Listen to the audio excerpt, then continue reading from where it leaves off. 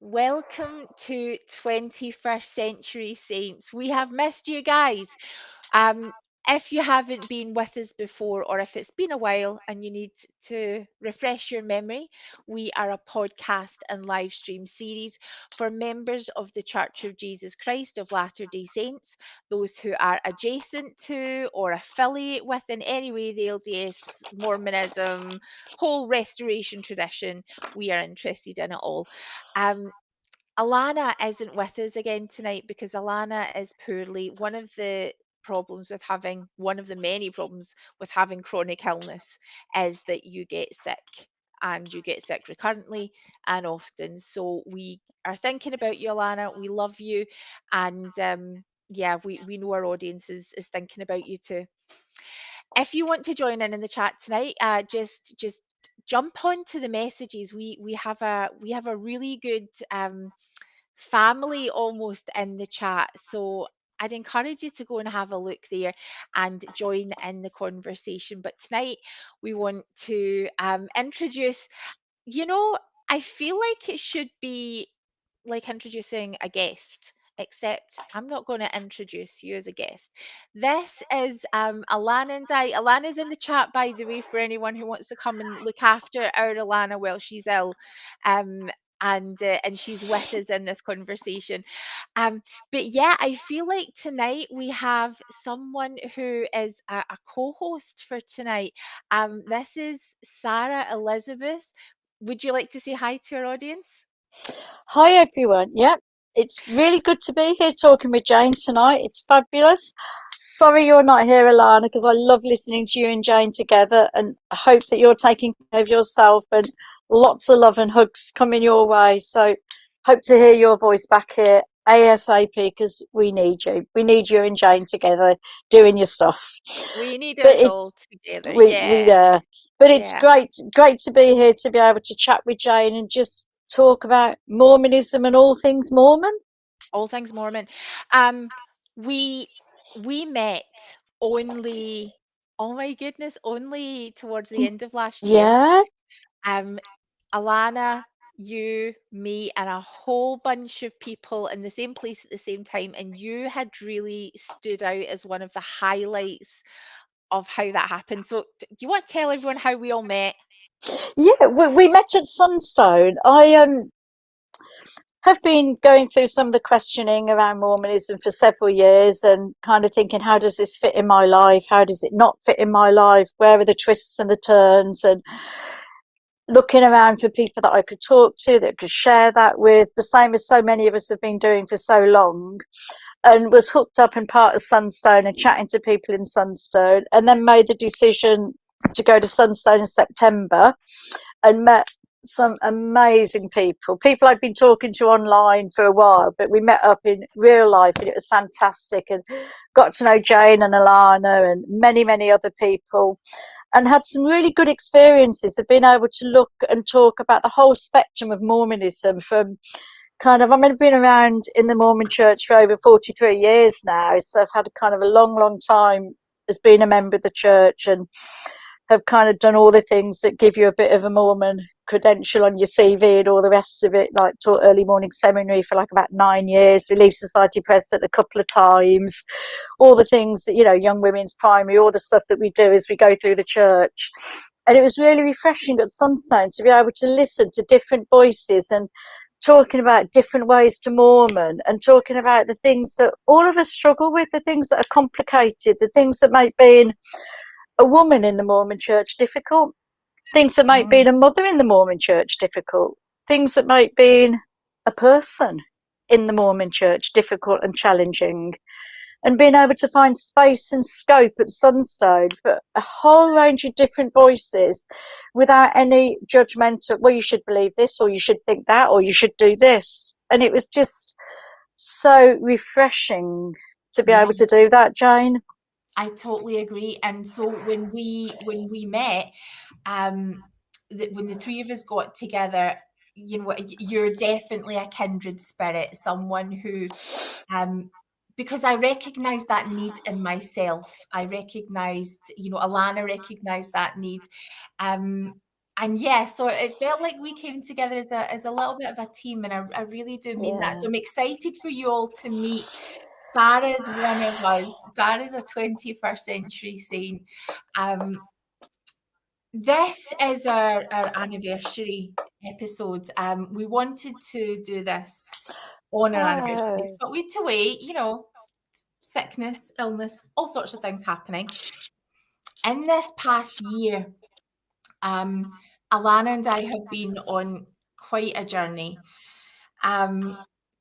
And I don't know if we're necessarily, I think we're further forward. I was going to say if I don't know if we're any further forward, but I think we are. I think we've been, certainly Alana's been progressing, and Alana's journey has been something to behold. We've been really inspired as we've got to be part of Alana's journey. So when we have Alana back, I don't want to speak for Alana. I want to let Alana tell you where she's at right now with her journey, where she fits into the Church of Jesus Christ of Latter-day Saints. And we'll save that for next time. But we've also got this sort of dynamic of what things look like a year on. I had come into this space alongside Alana having the same goal. We need to talk, and I think you and I, Sarah, we were just talking about that too. The need to have genuine voices. So we started this with our laptop, phones in our bedrooms and living rooms and kitchens, kids interrupting us for hugs and crying because they had some needs going on. This was always a rough and ready podcast about, this is our real life. yeah. Come on in and let's have a real life discussion. If you could walk into the perfect Relief Society or the perfect Sunday school, and not saying this is perfect, but what kind of discussions would we be having? They would be real, they would be honest. And that's what we wanted to achieve. Absolutely. I want to just quickly just get started because Sarah, you and I had a very similar experience. First of all, we had a similar experience to how Alana first came into the world of podcasting with me. I literally gave Alana 30 minutes notice. Oh, I got an hour. Sarah got an hour. Sarah got longer. Oh, Sarah that's got good. double. Because we were having a catch up and we were like, okay, hold on. This is what we wanted to talk about tonight anyway. Would you be up for this? And you were so gracious. So thank you. I feel like we've all got this same, let's do this kind of background. It's great. Oh yeah, Alana's pointing out it was 5 minutes. So yeah, you did get on I really well. got a lot more then. I got a phone call from Jane and we were chatting about various things. And then it was, hey, can you do a podcast later tonight? I'm like, yeah, Exactly. I've only got a mobile phone, so let me go charge it up and get ready. But yeah, we can do this. So I was going to fly solo tonight and talk about some issues raised over the anniversary, some things that we have planned over the next few weeks that we feel really strongly about, that Sarah was going to be involved with anyway. And I needed to talk about what happened today. And Sarah was talking about her day and everything just lined up. So let's jump right in. Sarah, Let's jump in. Well, what my did you day, do today? How was your morning? how was my morning? I got up this morning and made the decision I was going to go in Mormon. I was going to go to church, and I haven't been to church for some weeks. I've been to church a few times this year, but I haven't been to church maybe more than once a month. Okay. But I thought this morning, I thought I'm going to go to church. I want to be there. I want to see various friends. I want to join in the familiar. I want to be part of it. I want to go to church. So I set off to go to church with some comments on my family as I was leaving the house to go to church. Like, where are you going? Well, what are you doing that for? And I explained that I was doing it because, hey, hang on, I actually like a lot of people at this church and I like a lot of things that I want to go and be part of. And so I'm off to say hi and catch up. So let's And put a pin in what so you've decided to go, and what I'd like to do is to talk about for a little bit about that pedigree of yours, so that people can Let's go there. understand where you're at in your Mormonism. Okay. So tell us a little bit. How long have you been a member of the church? What brought you? Give us your story. I joined the church in 1979. At that time, I was about 20, 21 years old, had two tiny children, a 2-year-old and a 1-year-old. And my husband at that time had met Mormon missionaries and was absolutely all the classic textbook in the Mormon world, golden investigator. You know, he was on fire for the church. He wanted it. He saw it as something that would be fantastic and fabulous for us as a family. He really wanted that. Now, when I look back on that time, there's a lot of things wrong with how we bring people into this church. And I think how we bring people into this church is significantly important to the experience of Mormonism that people are getting, and the experience of being able to flourish and grow and develop within the church. We joined the church 14 days after first hearing about the Mormon church and Mormon missionaries. I'd only attended church once. I didn't know anything about the church, but I knew that my husband was really on fire. He was really keen. And I thought, well, I believe in God, and I'd like us to bring our children up in a Christian faith, and I'd like our children to understand and know God and to have this in their life. And this seems okay. So yeah, we'll do this together as a family. I mean, it seems okay, but if you Well, take a rational step back, yeah, to other people who hadn't had similar experiences, okay, let's just say that's crazy stuff. That's a big commitment that you're making, right, very little preparation. right. Why? And well, I think I made the decision because I didn't, at that point, I can truly say I didn't, in the language of the church, and I will come to different language now. At that time, I couldn't say I didn't know the church was true, but I couldn't say I knew the church was true. But that kind of seemed good enough. It seemed good enough for the missionaries. It seemed good enough for everyone else. And I thought this will be okay. But the difficulty with it is I didn't know what I was signing up for. So we talk about informed consent in many areas of our life, and I didn't know what I was signing up for.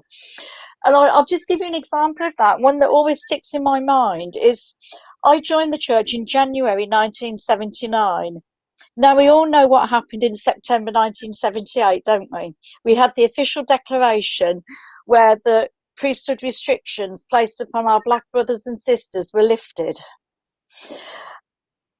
Now, I joined the church 3 or 4 months after that and knew nothing about it for several months after I joined the church. Right. So it's And immediately down the memory right, lane.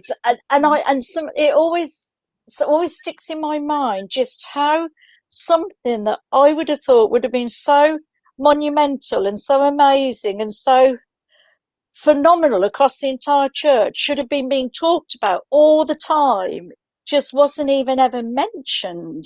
It was almost like, let's erase that part of our history completely and absolutely. And I remember the absolute shock I felt when I heard about it. I thought, you mean just because people were black, they weren't allowed to hold the priesthood and go to the temple? And I can remember the shock. And when I look back on it, that was 43 odd years ago, and that was the first thing that went on my shelf, I think. This kind of, metaphor shelf that a lot of us carry around with us in the world of Mormonism. And that was the first thing that went on there. Finding that out months after I joined the church, because I've always looked back and thought I might have made a very different decision at that time had I known that information.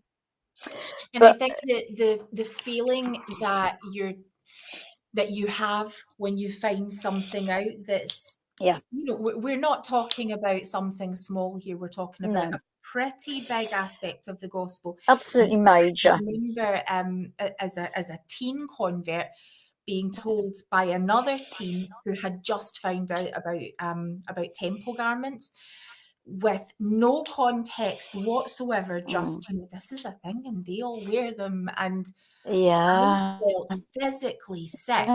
That there's this secret knowledge that people have that, now, as I lived in the church, I got to understand it a little bit better, but that feeling is awful. It's physical revulsion. It's not even necessarily that you've been lied to. It's that, because that's another subject. It's that there's this big secret that everyone has. Yeah. For me, it was complete and absolute shock. And then a complete and absolute lack of understanding about why everybody's talking about this. I just couldn't make sense of it. Yeah.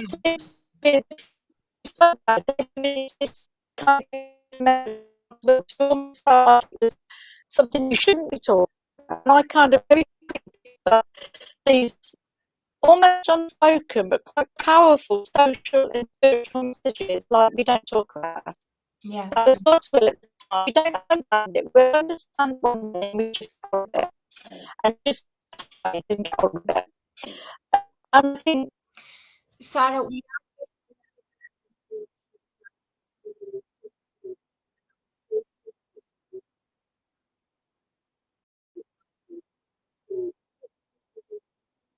have a chat there. She's rejoining us already. Sarah was initially a little bit anxious about how her internet signal was going to hold out, so we'll be patient. These things sorry folks. Yeah, no need to apologize. Like we were saying earlier, this is a real life podcast. It's live. We're not recording. Technical problems will happen. So it's absolutely fine. We are patient enough to wait. So Sarah, you were in the middle of saying something awesome. But I was just saying, I think those things are so damaging when we join the church, and basic truths are not talked about, things that away, and then at some point in the future, it's, well, you always knew about that. Why are you making a fuss about it now? And I think it's really difficult, isn't it, when we have these difficult things, like we suddenly find out one day, an utter shock, that there was a time in the history of the church, only a few months before you baptized me, that you didn't tell me about this.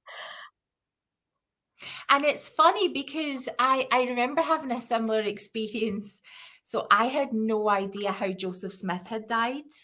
No idea. Right. Until I, and I was only young, I'm a 15-year-old kid, and I get to this part of the Doctrine and Covenants, and you're kind of trying to read through everything. And I was devastated. And I remember telling the missionaries, like, why did no one mention this? And they were laughing. Yeah. Because we don't really give a lot of preparation to people who want to make a great big life change. And it is we make it so clear, this is not just a lifestyle, this is eternity. So yes, that's right. The thing is, I think in a lot of ways there are things that if we have consent on, we can handle. I wear temple garments now. I don't have those same feelings attached to it. I don't even necessarily think it's in being, what are they going to send me to temple prep classes as soon as I'm 15? But, certainly the big things. And that's one of the things that we're known for, sacred clothing. So, okay, so what happens next in your journey? Right, so I joined the church, and we went to church as the husband and stuff. We had sort of 4 children over the course of the next few years. We went through the church, did all the normal Mormon things, callings, family home evening, family prayer, family scripture study, carried on doing all these things, children in primary, serving in various callings. I mean, another really interesting joining the church. A week after we were baptized, my husband was called a young men's president. He'd been a member of the church for a week. Wow. He'd only known about the church for 3 weeks, and he was called as young men's president. Yeah. And this was in a ward where there were other adult men that could have had the calling, but so there was kind of really kind of chucked in quite deep, very quickly and very early on.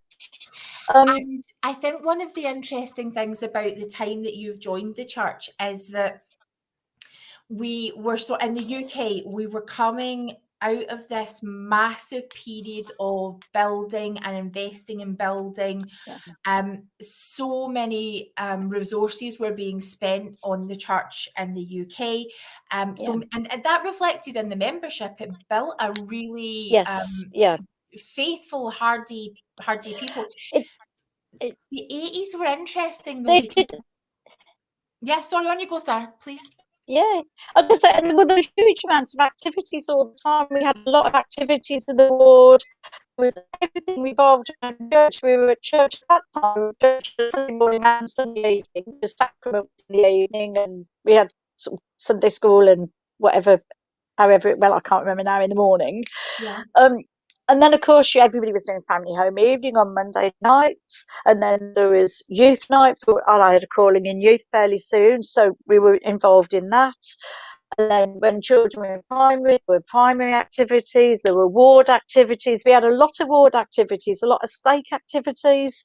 So everything that we were doing socially and spiritually all evolved around our church life. So you become very enmeshed very, very quickly in a whole organisation that is everything of your life. It takes over everything in your life. Our children were all baptised at age 8, as all good little Mormon children are. Yeah. That It's period of interesting, time isn't it? in the 80s, when you joined the church, I think the beginning of the most recent heyday of the church. There's this time of incredible growth, and we now, just for a comparison, we have church membership in our ward, which for years and years sat round about 80 to 100, around about 100. In recent years, down to 80, and now we're sort of below 40, to the point where lots of people were assigned to our ward. Our ward could very easily be functioning as a branch now. It's really, really bad. So easily. Jane, when we joined, we were a branch. Then we became a ward. Very quickly. Within a few years, there were people being baptised at least every month, people joining the church, families moving into the church. We had probably an average of 120 people at sacrament meeting. Primary, when I was serving in primary, and all our 4 children were in primary when I was serving on the primary presidency and then president and teaching and everything. We had about 25, 30 children in primary. It's a big primary, lots and lots of children, lots of youth, lots of stuff going on. And now, gradually over the years, I've seen the membership fall and fall and fall. And we're lucky to have more than 35 people, 40 people at the most out on a Sunday now. And I don't think, I actually didn't count this morning, but I don't think there were more than 35 people there this morning. So we're around about the same.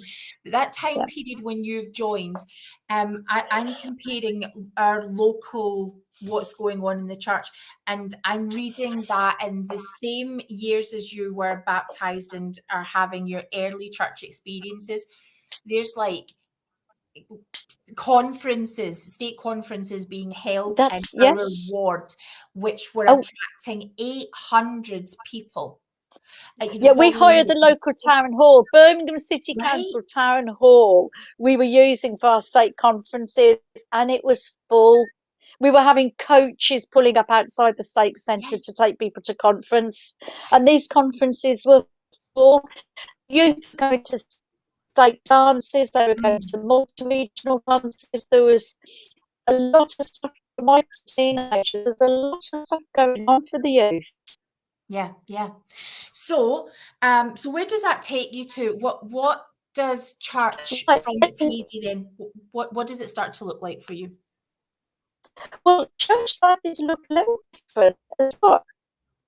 More into the kind of late 80s. My husband started to question a lot of things about the church, and it's so interesting when I look back on it now, because I just didn't go there. He was questioning, I'm not sure that this is right, and he had some sort of question.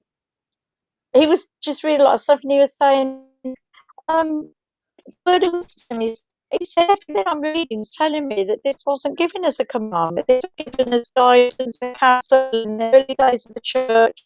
This wasn't accepted as a commandment, and he was questioning that women were blessings in the early days of the church. He's really early on questions. There wasn't like the internet Sarah, stuff to go if around it's searching for. I'm just going to jump in a little bit because we're having, I think, a little sustained period of not being able to hear very clearly what you're saying. So Okay. I'm sure the internet will catch up in a moment. So what I'm getting is that you're talking about your husband's experiences and that they're not quite lining up with what is being taught. So do Yeah. you want to?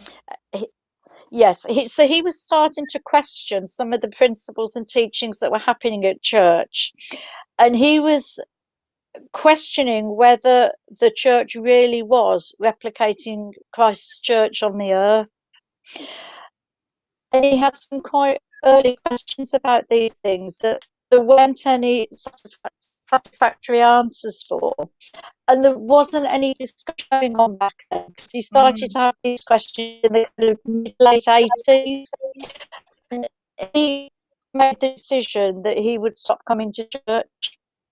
So he made that decision. I think our children were around about 15, 17, 18 years of age around about that time. And he made that decision that he didn't want to church anymore because the things that he didn't agree with, he felt it was very business oriented. He felt there was a lot more like how many people you've home taught in the month, how many people you've given a book of morning to, but not much about loving and caring for people. So he made the decision to stop coming to church. And soon after that, our teenagers kind of voted with their feet as well and decided that church wasn't for them.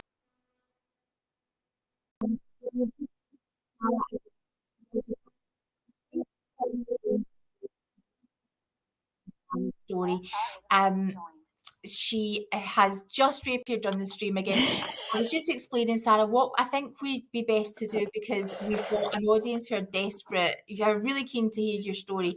I think what would be really good so that it doesn't get lost is if we properly do an episode about your experiences because I have so many questions and Yeah. your journey's been really, really special. Let's come up to how your church experience, because we're going to come back and talk more fully about what your journey has looked like. When I met you at Sunstone, how were you feeling about being a Latter-day Saint and your experiences there? At the point at which I went to Sunstone, I'd virtually decided I was done with religion. Lockdown came at a moment for me when I was struggling hugely with a lot of the concerns I have about the church. I was struggling significantly with things about the honesty of the first presidency and the quorum of the 12 apostles. I was struggling with the messiness of church history, with a lot of the gaslighting and being blamed for not believing lies. You're thinking, but it's a lie. So why are you telling me often believe a lie? But I was struggling a lot with things around church, struggling a lot with the financial position of the church, and struggling with inequality. So I was struggling a lot with homophobia and the extremely distorting message like, well, it's okay to be gay in this church. Well, it's not okay to be gay if you show up as gay. It's only okay to be gay if you keep it to yourself and you don't show up as being gay. And some of the inequality messages about women's voices being excluded and some of the confusion. Well, women have callings, women are Relief Society president, women do this, but actually women's voices should be heard in every place where decisions are made. Classic one being, I mean, absolutely classic, isn't it? The family proclamation was hugely about women and families and children, but women weren't involved in any discussion about it before it was presented to the church. So I was struggling with a lot of things like that. I did Just while Sarah's signal's kind of drifting in and out again, I hope it's okay that I can just jump in these moments, just so that we can keep going. But what happened was, I think for Alana and I, we were three women who had met and were having very similar experiences. And what was so good about our Sunstone experience and a general Sunstone experience is that we weren't sitting sort of being critical, or it wasn't an experience of, here's all the problems we have with the church. We were three women who were trying to make sense of what needs needed to be met in our lives that we weren't. Absolutely. Sarah, tell me about your experience on the Sunday of Sunstone, because you went to the Community of Christ worship that morning. I did. Now, I had gone to Sunstone thinking that I was pretty much done with religion, that I was finding Mormonism too difficult, too painful, too problematic, and I was finished. I went to Sunstone, not really intending to go to the Community of Christ meeting, but then I went because I'd heard a little bit about this church and I was interested and intrigued, but more academically and intellectually than spiritually. Yeah. So I went to the Community of Christ Sunday service, and I have to say I felt a huge connection there with the message that they were giving. And I have over the last few months increasingly had more and more involvement with Community of Christ, and attend quite a few of their Zoom meetings, and have been involved kind of chatting and talking and meeting up with Community of Christ. Tell me why. What? Well, one of the things that I find, and this isn't directed particularly at individuals, because there's some fantastic individual people that we know in our church, in the LDS church. I've got some fantastic friends there, and I'm pretty much winning at leadership roulette at the moment.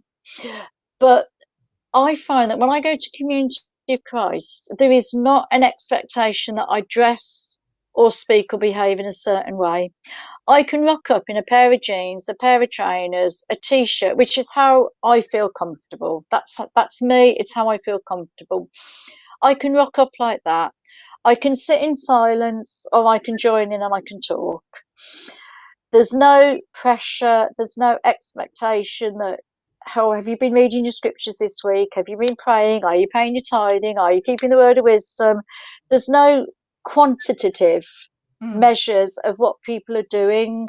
There's a genuine belief in Community of Christ around ministry and pastoral care. Now, I've not heard that discussed in our church. In the world of LDS Mormonism, I do not hear people talking about pastoral care and ministry. I hear people talking about ministering, have you been visiting, teaching and home teaching, basically, that's now called ministering, and have we done these things? And we hear people talking about prayer and reading the scriptures and worthiness interviews and things like that are actually acutely painful and shaming in many situations. And you could do a whole podcast on that. Worthiness. We could do a podcast showing our worthiness interviews and my experience of some of these on our own. We could do that. But with Community of Christ, I find that there's an equality around men and women, because you will find that there's this absolute wonderful equality where women will bless the sacrament, women will give blessings, they hold the priesthood, they will give blessings to one another. When people hold the priesthood, it's not just about, oh, you're 12, you can be a deacon, you're 14, you can be a teacher. It's about some kind of prayerful preparation, training, education before people actually are in a position to move into a ministry role.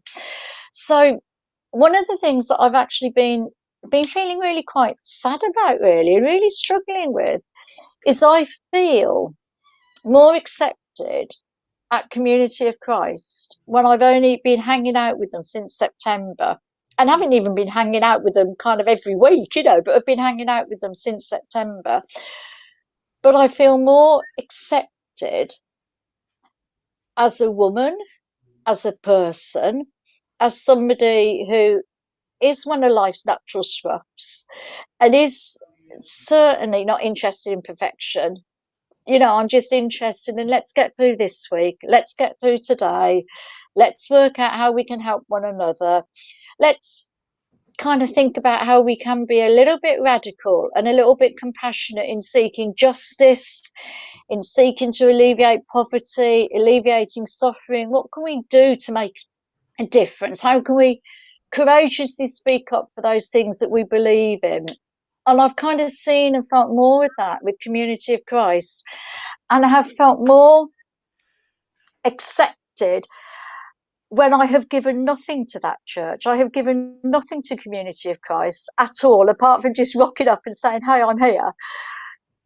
Whereas I've given 43, 45 years of tithing, of time, of energy, of commitment, of working, of service to the LDS Mormon Church.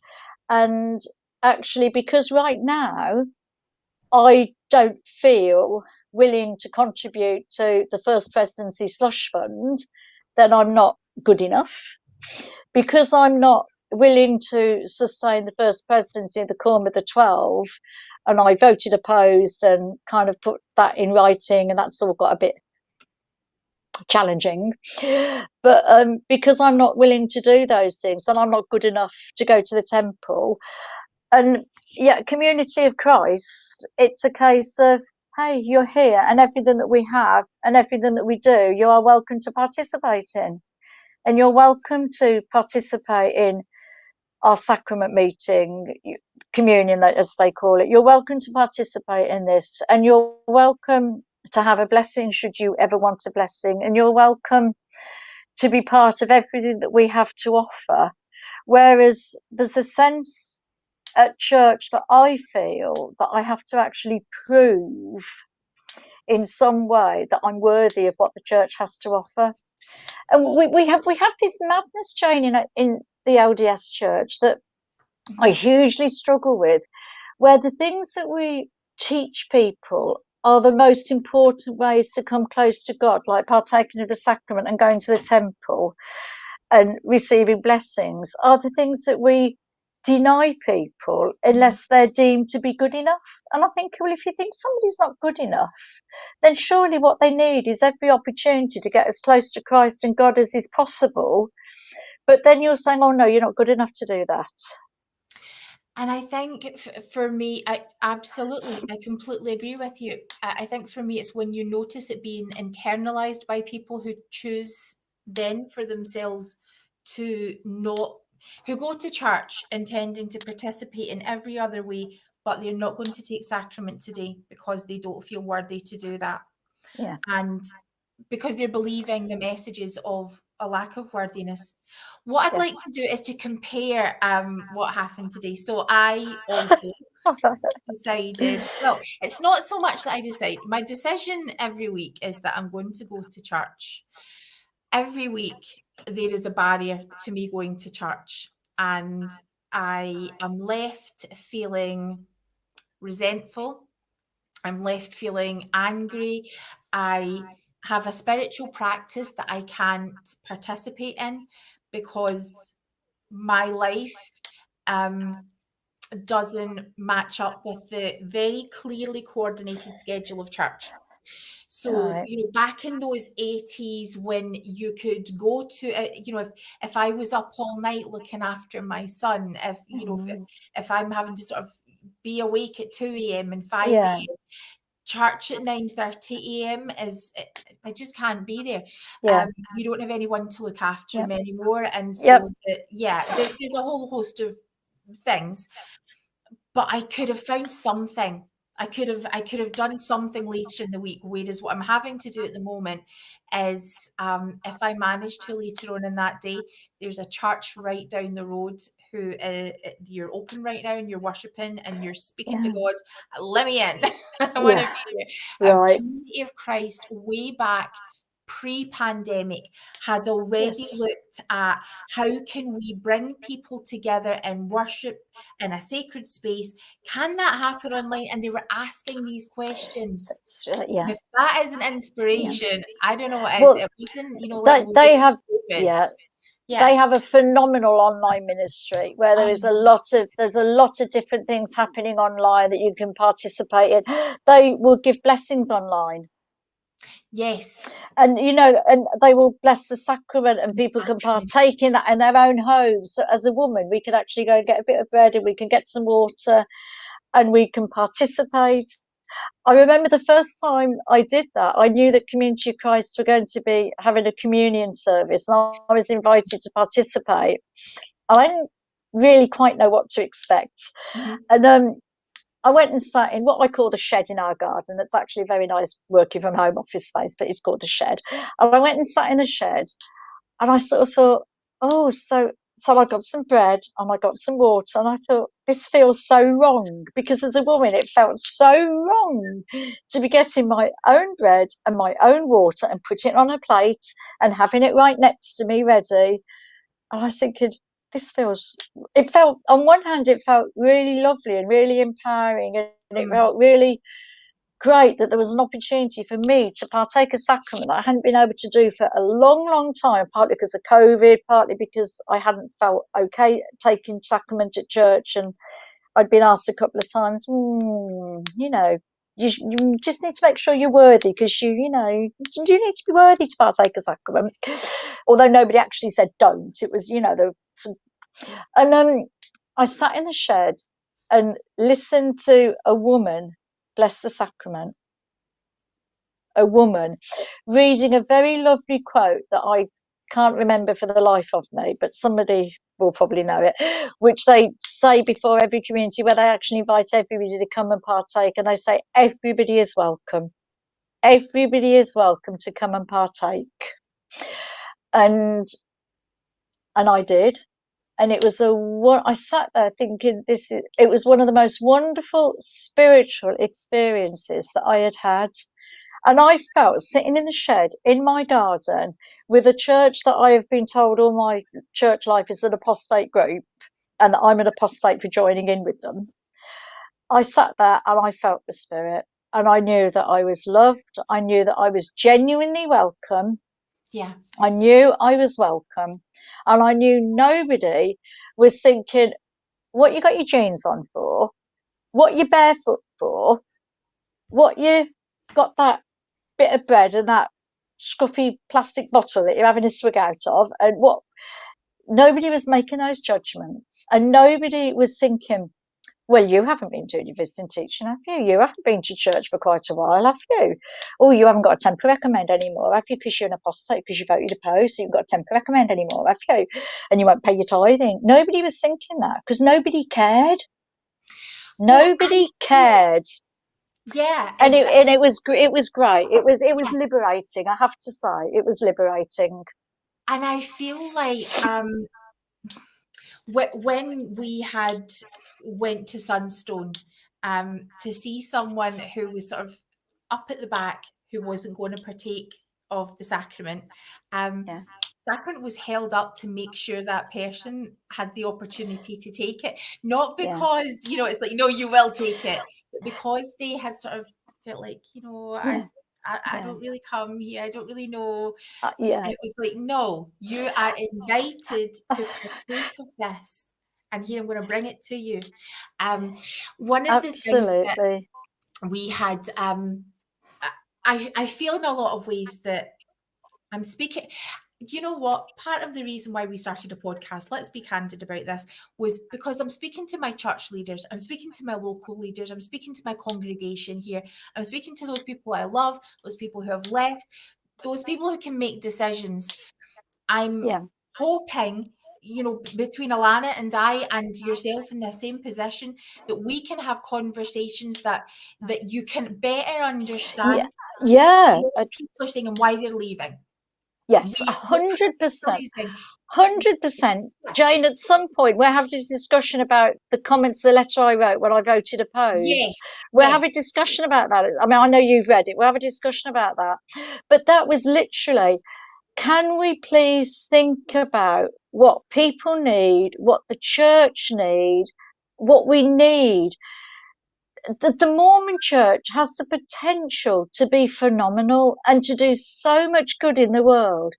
You know, an organisation that's got 120 odd £billion, 16 million members. I haven't got 16 million active, but you know, it's got a lot of buildings, a lot of money, a lot of talented, incredible, lovely people, wonderful people, strong people that are committed, that will work and do everything they can.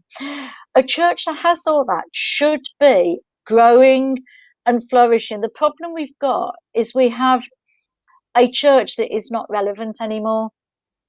And I Well, think we're struggling with the church being yes, relevant to people in this world today. And I some of the agree. discussions we had at church this morning in Sunday school left me Yeah. So in hold on to despair. that.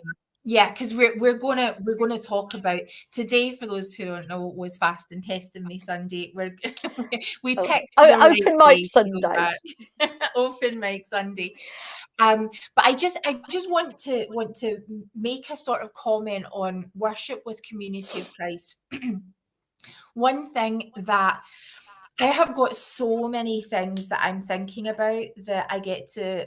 I'm blessed to be able to prioritize what's important to me.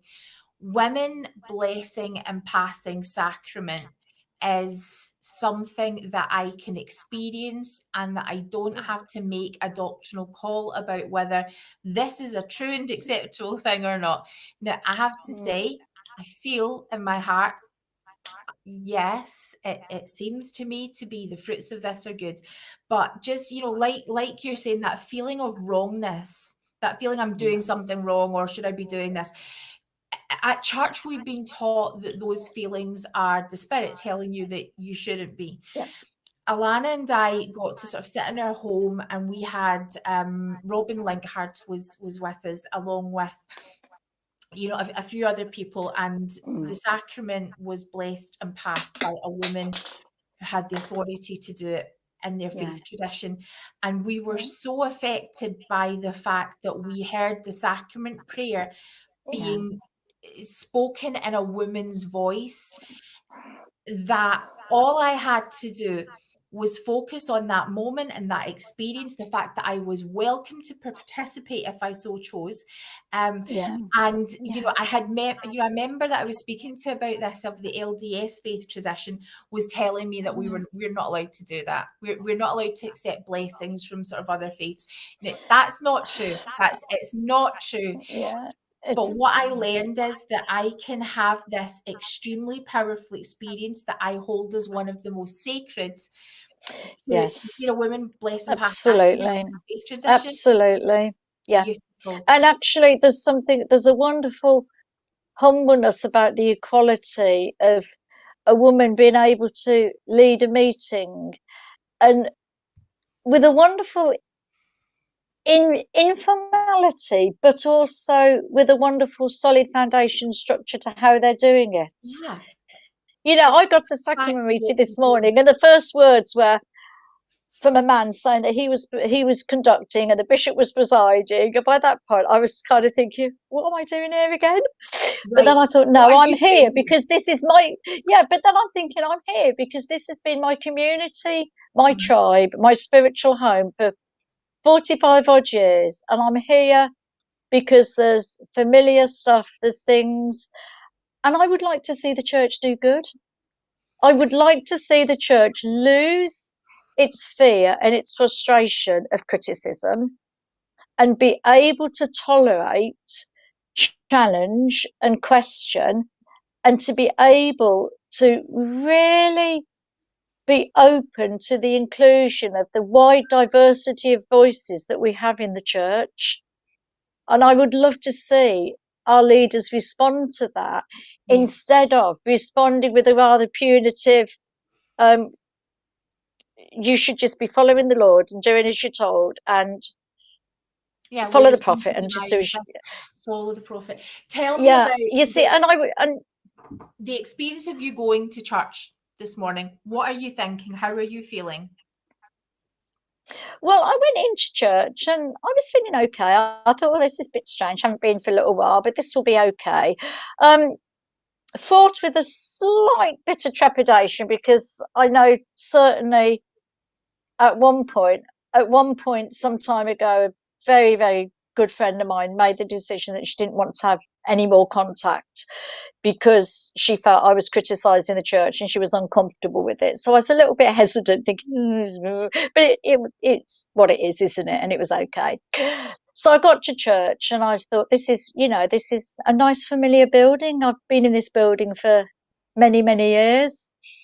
It was fast and testimony meeting, which can always be a bit hit and miss, can't it? And I think one of the things is a lot of stuff is very predictable, isn't it? Like I know the church is true, and I'm thinking, do you? Are you sure about this?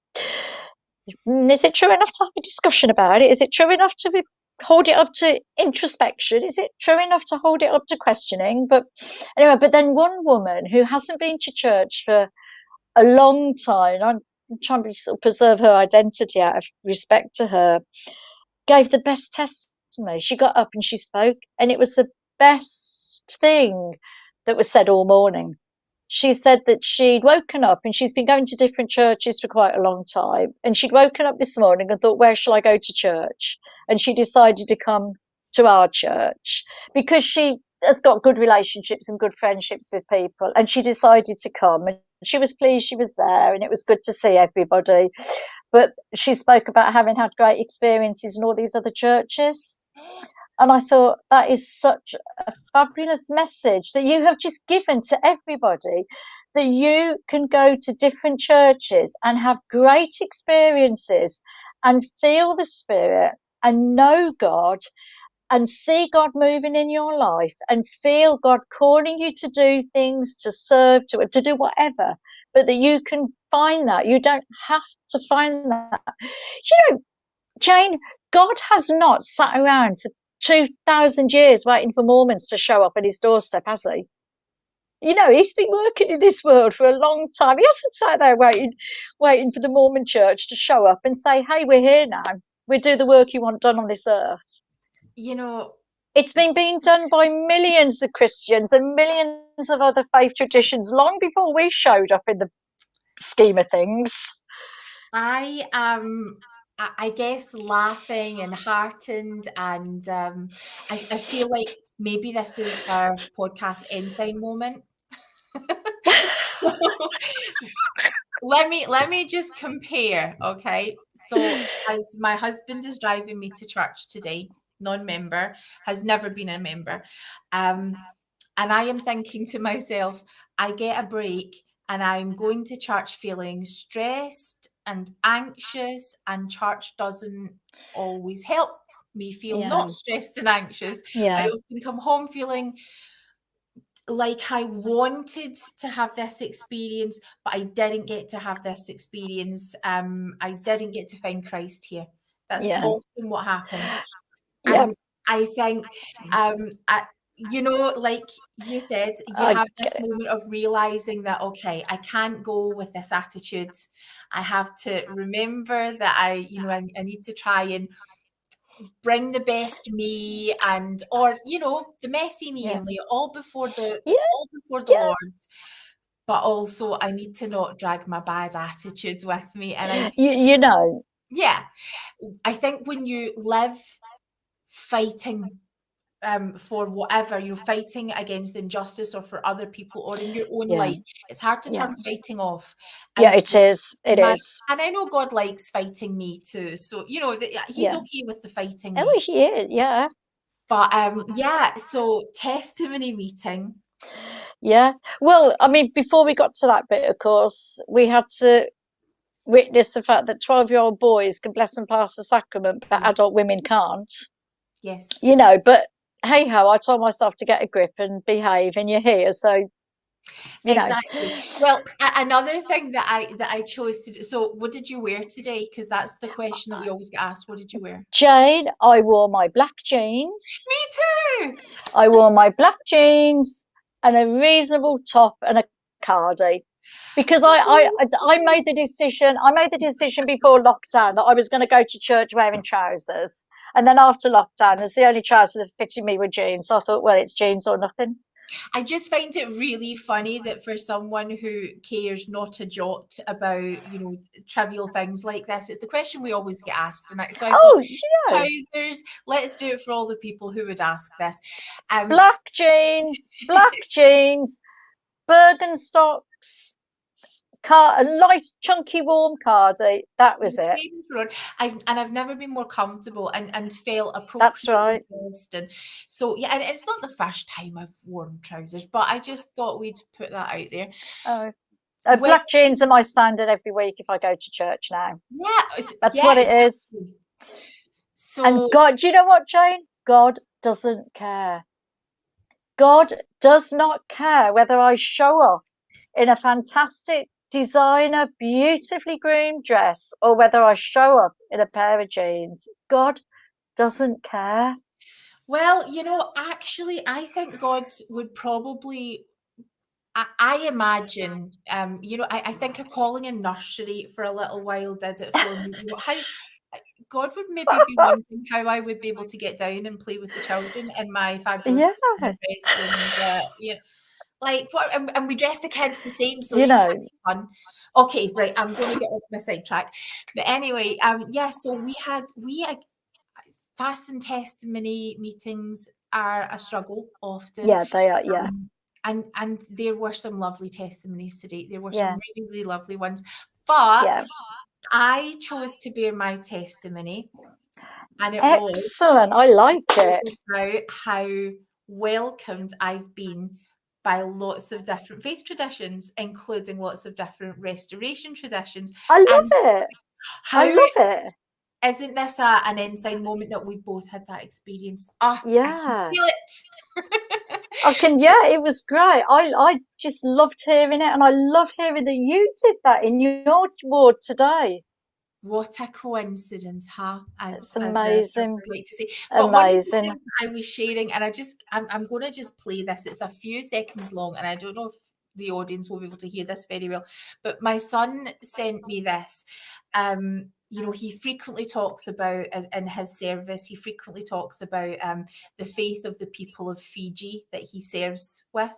And they, after a game of rugby, they wake up in the morning for Sunday services. Everything is a hymn to God.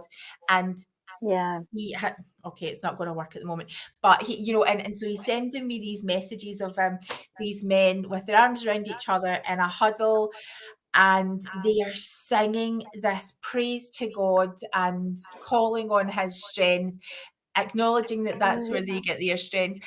And I'm like, this is wonderful. This is exciting and real. It is, isn't it? It's exciting. It's what we need. It's what we need, that realization that God is where we need the strength from, and we can help each other find that strength in God if we just help each other come to church as we are and feel good about it. Yeah. So then we had fast and testimony, and then we had Sunday school. Sunday school. Okay, if you're listening, can I just say to the person who stood in today in teaching Sunday school, it's not personal. You did a great job. I am so sorry.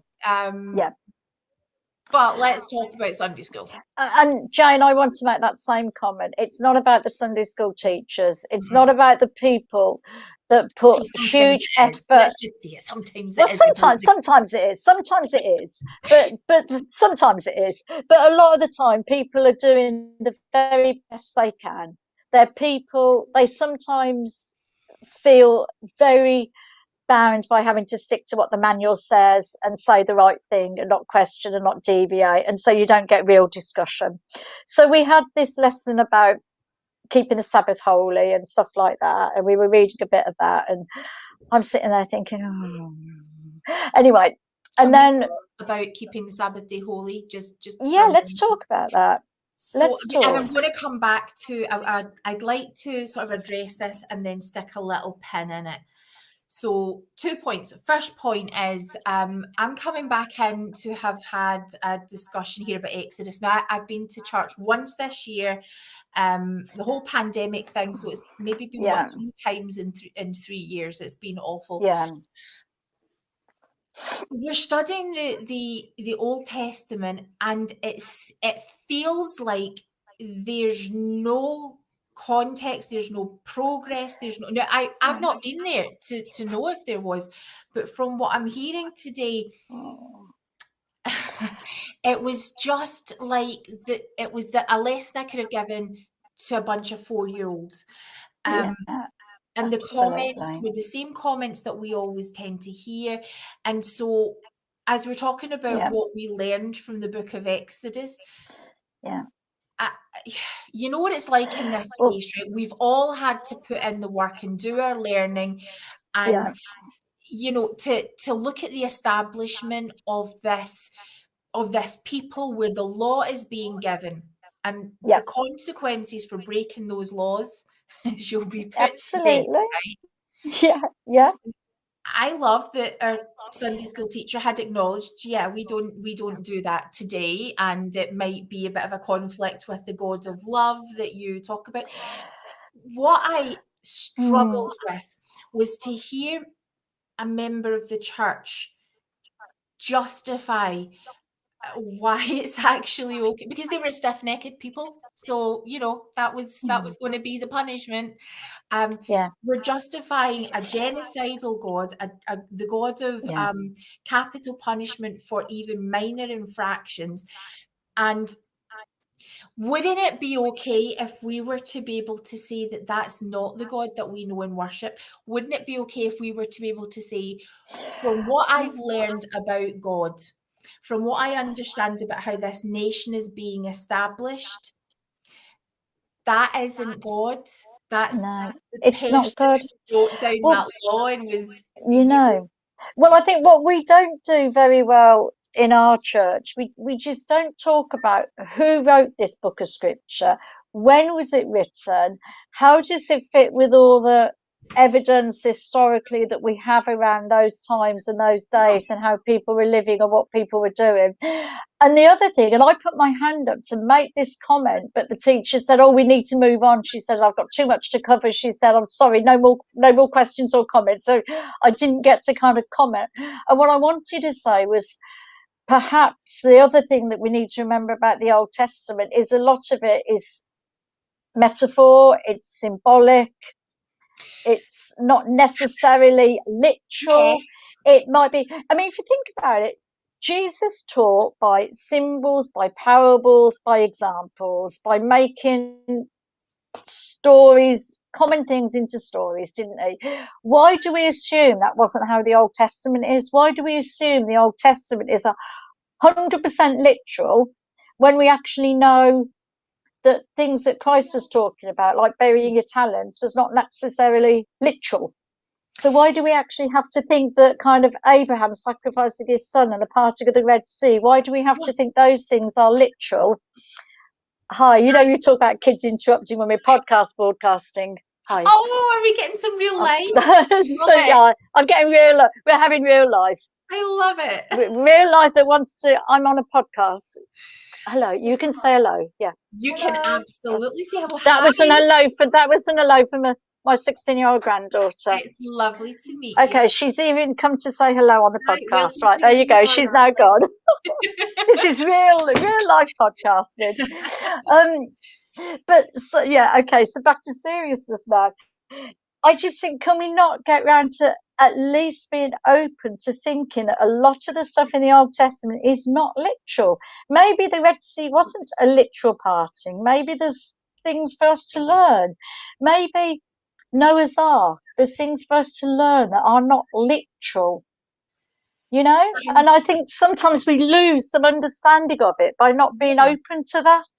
And I think even to simply give people the permission to, you know, if we're talking about Moses being given the law, if we choose to believe in Moses as a literal person who walked the Yeah. earth, and Yeah. that's, that would be in line with church Yeah. teachings, but it's okay Yeah. to give people permission just by saying these simple things. But I think for me, what really upsets me about it is we can go from today where we can say, no, it's wrong to kill people. We can rewind to Jesus saying that if you're taking the law this seriously, that human lives are being considered less important than you keeping this law, then you're getting something wrong. To we're now studying the Old Testament, and yes, it was okay to put people to death for breaking the sacrament. Right. Wouldn't it be great if we were able to make that connection that, yeah, Jesus, that's probably not a law that's been written by the hand of Jesus. That, Right. and Absolutely. if you want to believe that it is, that is also, you go for it, but it's also going to bring us into tension with today's world when we then have to think, okay, were you Yeah. to have a huge spiritual experience where the Lord tells you to murder, that you could recognize that that is not of God. Yeah. Because we're not giving people the skills to do it, and that's why we end up with programs like and books like Under the Banner of Heaven, which are real stories of real people who That's did right. these Yeah. real things, where real Yeah. people died. So Yeah. I think as soon as we start going down the road of justifying behavior and throwing God under the bus in its name, then we've got to Well, start saying, okay, this is not healthy. well, we get into some of the very dangerous stuff there, don't we? Where people talking about spare the rod and spoil the child, and we get into very dangerous territory and Yes. dangerous ground, don't we? We do. And we'll come back to that comment I just made there in a minute if we can, Jane. But just the one thing that I found the most difficult of all about Sunday school, and we probably need to get our lad Nemo onto this one to check out whether this was one of these faith promoting stories they put in a manual. It's a pack of lies, or whether there's any truth in it at all. And either I find appalling. If it's a pack of lies, I find it appalling. And if there's truth in it, I'm probably even more appalled. We were talking about they started talking about building the temple, and she was talking about when the temple was built in Brazil, and said how ordinary residents or ordinary members of the church were giving like the gold wedding rings, and even one person gave his gold dental fillings and things like that to be melted down to go towards building the temple because they were asked to in the 70s. And I'm thinking of what was the bank balance of the church at that point? And I'm sitting there going like this, and I got this sort of text message from a lovely, lovely friend of ours, Jane, who just messaged me and said, I can see you biting your tongue there, Sarah. And I thought maybe I'll just carry on biting my tongue for a second. But should it be, and we've just lost Sarah again. I'm sure she'll be back in a second. It's the joys of internet signal. It may be her phone, but she will be back with us. I would love to be a people who call for donating gold and resources that we have like that, instead of talking about how it's given to the temple and given to God, that it's given to the poor. That's a church that I would recognize and love and hope to see one day. Maybe that's just me. I'm sure that yeah, I'm sure conversations like this happen all over the world, but it's just what I think is most important. And I think Sarah had shared something sort of similar earlier on. We're going to move on a little bit, and as I say, we'll come back to Sarah's story. Sarah's is a very powerful journey, and she's just about to jump in again. Here we go. I'm so sorry. Not at all, not at all. Real life, Sarah. What we're going to do is we're going to sort of leave our Sunday church experience there for a moment. We'll process in our own ways. I guess I would just say I got to have a really really nice experience today. It was lovely. I later on got to worship with Community of Christ again. Yeah, I did. I did this evening. I jumped on this evening and had a fantastic experience and felt loved and cared for. And yeah. yeah. I don't know. I'm gonna call on Alana in the comments. And Alana, tell me, we were just talking about Sunday school experiences there. Do I or do I not share my previous Sunday school experience with the world right now, or should I just leave it? I don't know. I'm thinking of just pure tact. So if Alana says yes, I'll share it.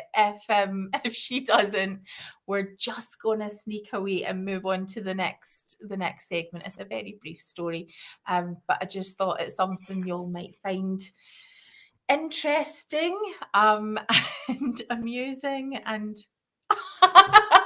okay, Alana has said go for it, hen, which is Scottish codes for you go, girl. Oh, I feel really bad. Okay, so Sarah, you had talked about raising your hand and people moving on. That has to happen, right? If we've ever been teaching. Actually, no, I don't teach that way. If there's a comment, I would rather we go down the road of the comments.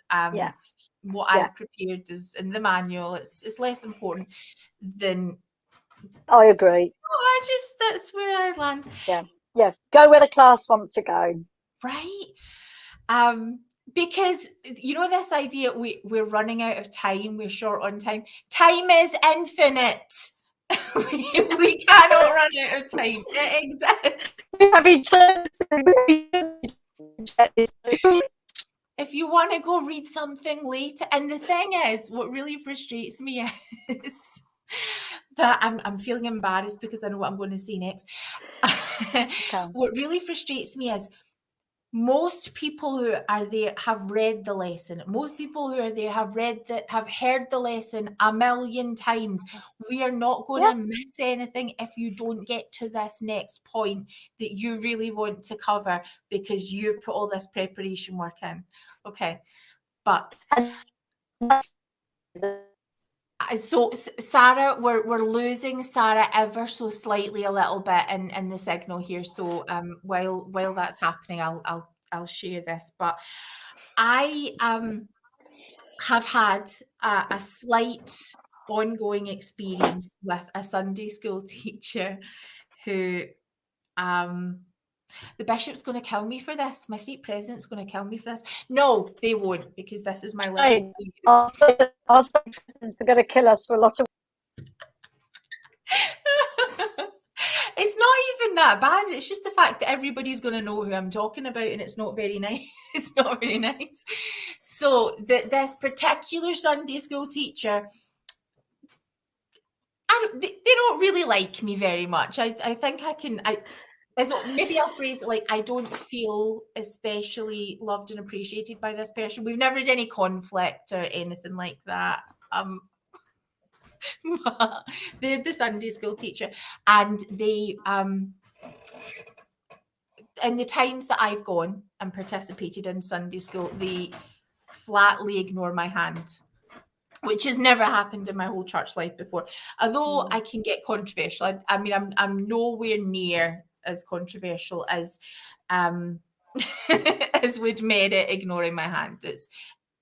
Now, I would stress that I'm not the only person that this happens to. I genuinely believe the teacher is coming from a place where they have a structured lesson and they would like to get through that lesson. And so I'm trying to justify for them. But the last time it happened was the first time that I had been to church this year. And Alana was with me because we were going to be meeting with the state president after it, and I was going to be Alana's buddy. And with me is my trans child has come with me to church for the first time. And it was wonderful. They got to see, they got to appreciate the young men in the room. So it was a positive experience for them, but after that they just sort of tuned out and it was really quite boring for them. But as Sunday school happened and I've got my hand in the air to make a comment and it was being ignored and my pride got in the way. And Alana is you know, my fighter. If you upset one of Alana's friends, Alana, you know, it takes it to heart. So, and I find things like this super funny, but she didn't want to call on me. And Alana's like, if she doesn't call on you, I am going to walk out of here. I'm going to go straight to the bishop. So I'm like, love Alana. I no. love Alana. I'm like, now, there's been a few moments in my church life where I've thought, if I don't say something right now, she's going to climb over the pews and she's going to march up there and everyone's going to be toast. So genuinely, Constructive activism, radicalism is what that's what Christ did. Because she feels it with her heart. She's not there to pretend. She, you know, it means something to her. But I'm embarrassed because my child is like, oh, that's embarrassing. You're waving your hand and you're being ignored. So I raised my hand even higher and I'm like whispering to Lana, like, oh no, I'm going to do this. I'm going to do this. And we wait a few moments and it gets to the part where despite having had my hand up for a substantial period of time and kind of waved it and made it really clear, eye contact has been made multiple times. She's like, okay, we're going to move on. So to make sure that Alana didn't spontaneously combust, to make sure that my child's first experience of coming to church isn't one of, what the hell was that? And we're in the chapel while this is happening. I raised my hand even higher and I shout, sister, I don't know if you could see my hand there, but I just wanted to say, and I proceeded to give the comment. She looked furious. But yes, so I learned a lesson on silencing, on my pride, on protecting people from Alana going coastal, and that was my story. Yeah, Alana said apparently Way to go. not to have seen me. But anyway, that happened, and technically, if I get into any trouble for sharing this, it is Alana's fault because she told me to. Okay, that was my little segue. Right, shall we get into some serious stuff? Let's get into some serious stuff. Let's get into serious. Yes.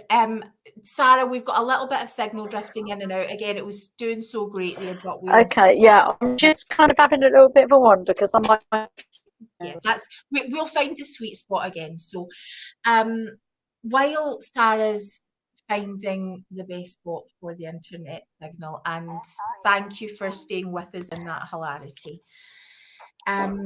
We are going to change pace for a little bit to talk about something a lot more serious.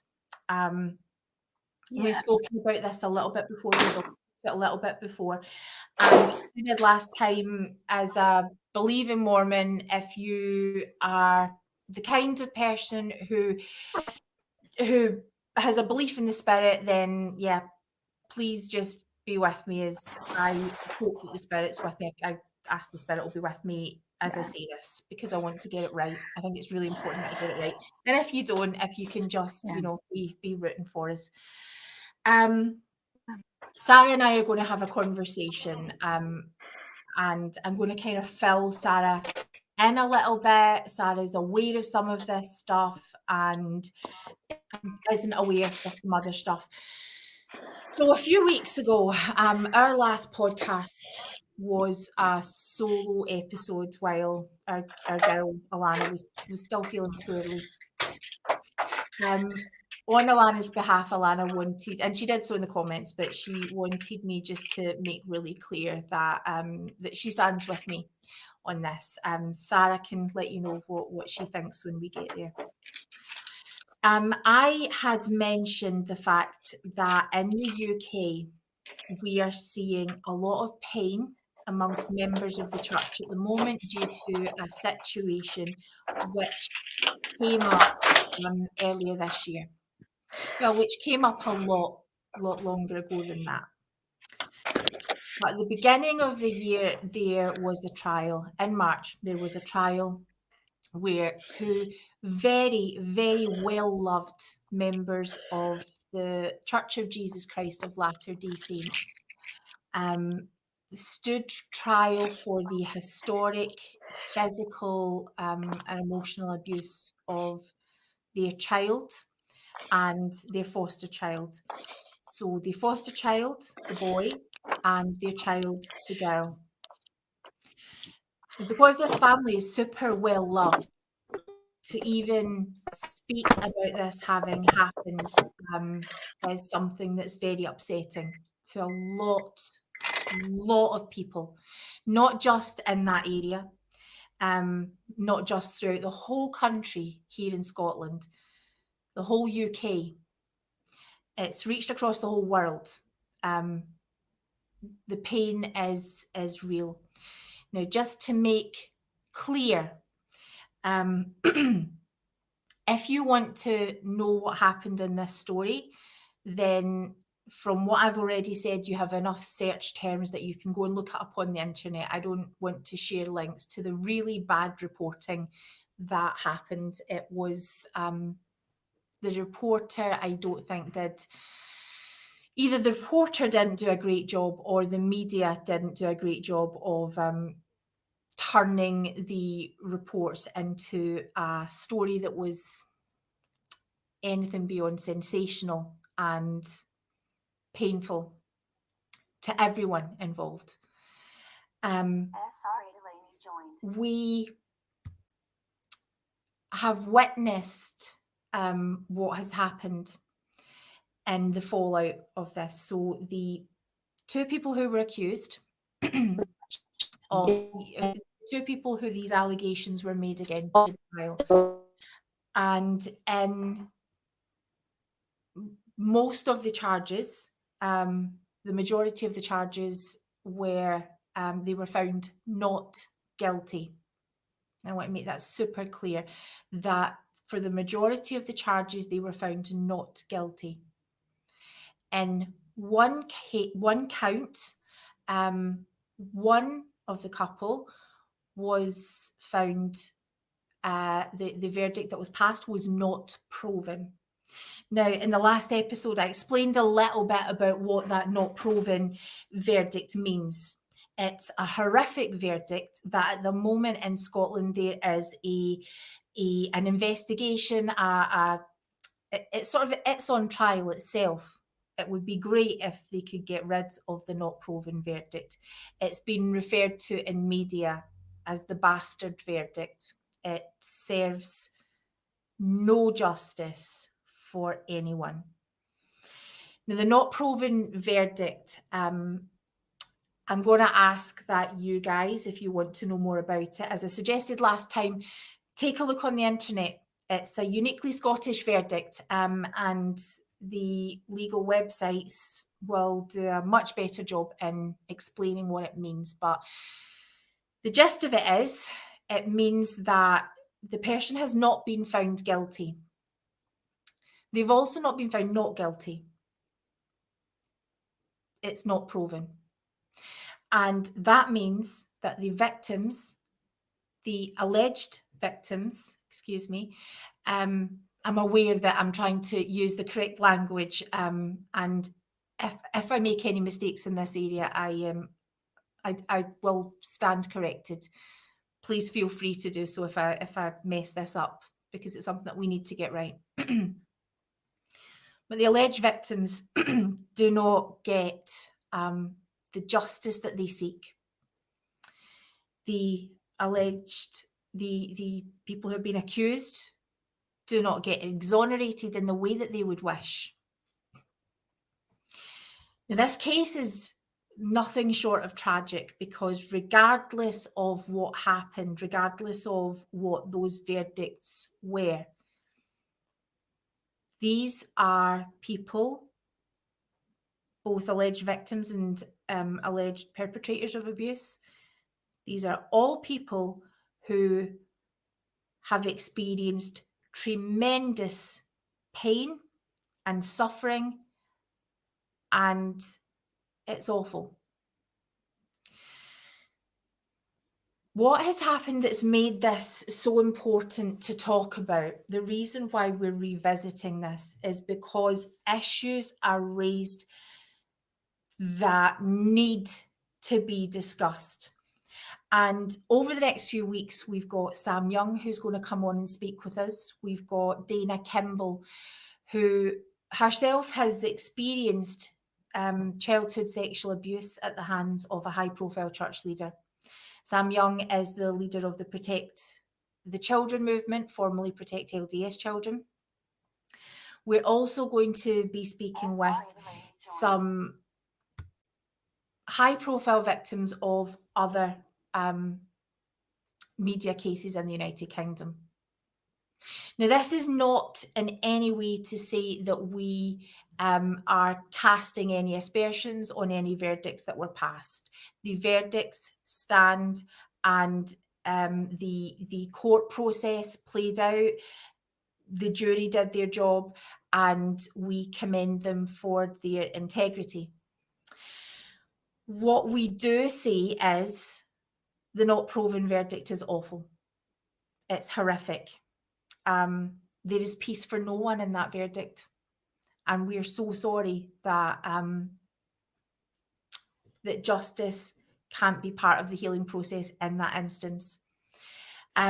Sarah's still trying to join us, and we'll be patient while we wait for her, and I'll continue to try my best to help us navigate this really painful subject.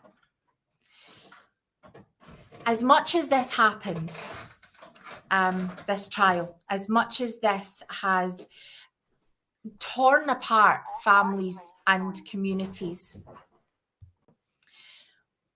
one of the things that was spoken about in the media coverage is the fact that the people who were accused had talked about how, as part of how they would discipline their children, they would use a belt, which, if you are of a certain age in the UK or around the world, you may have experienced yourself.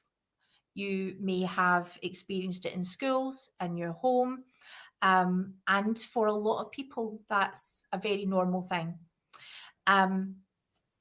That being spoken about in the trial is not in any way designed to make us feel that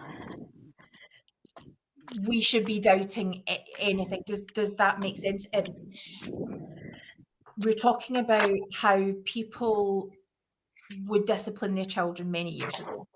So I used in the last episode the example of the fact that we've had prophets and apostles from the stand talk about how they would discipline their children or be disciplined using a switch,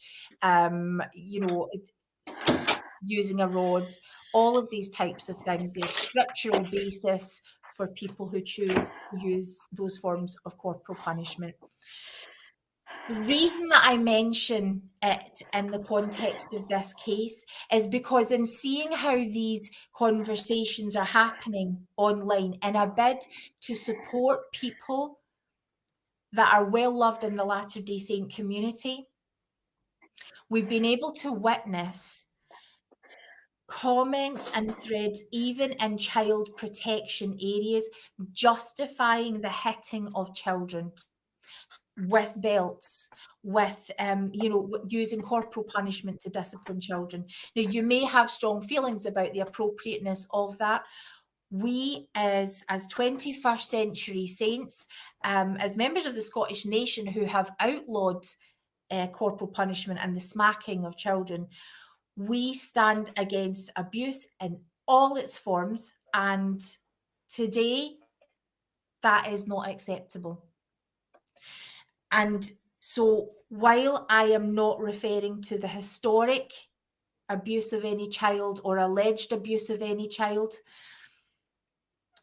because that trial happened and Someone else's job was to be part of that jury. I am not publicly commenting on that. But what I will do, what I absolutely will do, is to make very clear, if we are using historic admissions or conference talks or scriptures to justify hitting children, beating them with instruments, then that is completely unacceptable and is antithetical to the gospel of Jesus Christ. Now, last week, in the last episode, I said these things very clearly.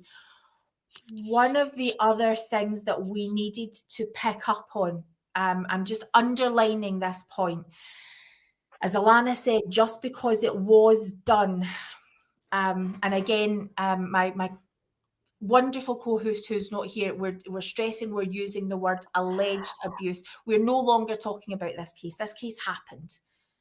This case happened, and the jury made its decision, and we stand with the jurors. We support you, but we also have a tremendous love for the people in this community who have been affected by what's happened and by the fallout from what's happened. So there's a couple of things that I want to share, and then we'll bring Sara back into the discussion. Sam Young has gone on the record and has spoken with us, and will speak with us more about it, that in seeing how the comments on this case have played out, Sam, who has dealt with all sorts of horrific situations and has spoken about the most awful things, and just having conversations about the fact that there was a case, Sam has never seen anything like the discussions that have come up as a result of what we're speaking about tonight. And if Sam Young hasn't ever seen anything like it, then you know it's pretty extreme. The community has become so polarized by people who want to defend these really well-loved angels in their community. And these people who are triggered by the subject of abuse, or who are in support of the victims, alleged victims of abuse. It's people who are in pain for the whole situation, or 101 different reasons. It's become so polarized that I have been appalled to see how our church members are dealing with this with anything less than Christ-like love and compassion. Oh my goodness, I know it hurts. I know it hurts. My only goal from all of this at the moment, and the reason why I'm talking about it, is one, to call out your crap. If you think you're helping, you're not helping. It may feel good to get the thing that you feel that you need to say off your chest, but you are not helping. But the other really important thing, the reason why we have Sara tonight, who's going to be speaking to this, the reason why we're going to be speaking with some very special guests over the next month or so, is because we have an issue with recognizing abuse when we see it. There is no one in that community, regardless of the innocence or anything of what's happened in this case. The ward fasted before the trial. You know what? I really, really want someone to come on and tell me that didn't happen. I really want someone in the comments or message me, tell me that didn't happen, because hearing from members who are incredibly distressed that a ward fast was called in a situation like this for the alleged, for the people who were accused of alleged abuse, this is so inappropriate. This is not how we use the power of fasting and approaching God. To publicly go on record about where you stand. So let me just explain, in case you don't get why this is such a big deal. Fasting and prayer is about changing our hearts. Fasting and prayer is about us bringing our will into line with God. And if you think that it is appropriate to publicly, as a whole community, preempt what is happening in a trial and take a side, and to do that through your responsibility to pastorally care for the people that you have a responsibility for, that is unacceptable, and it is ecclesiastically irresponsible. Now, I call that out, and if you have an issue with that, then let me just tell you, I don't care. It's wrong. It is wrong. It is wrong, wrong, wrong. Now, the final thing is that if a child, if a woman, if a man in this congregation where a word fast has been called, and let's broaden it to talk about all of the people in the country who have been affected and seen sides being chosen here, could you tell a leader or trusted adult that abuse had occurred in your life?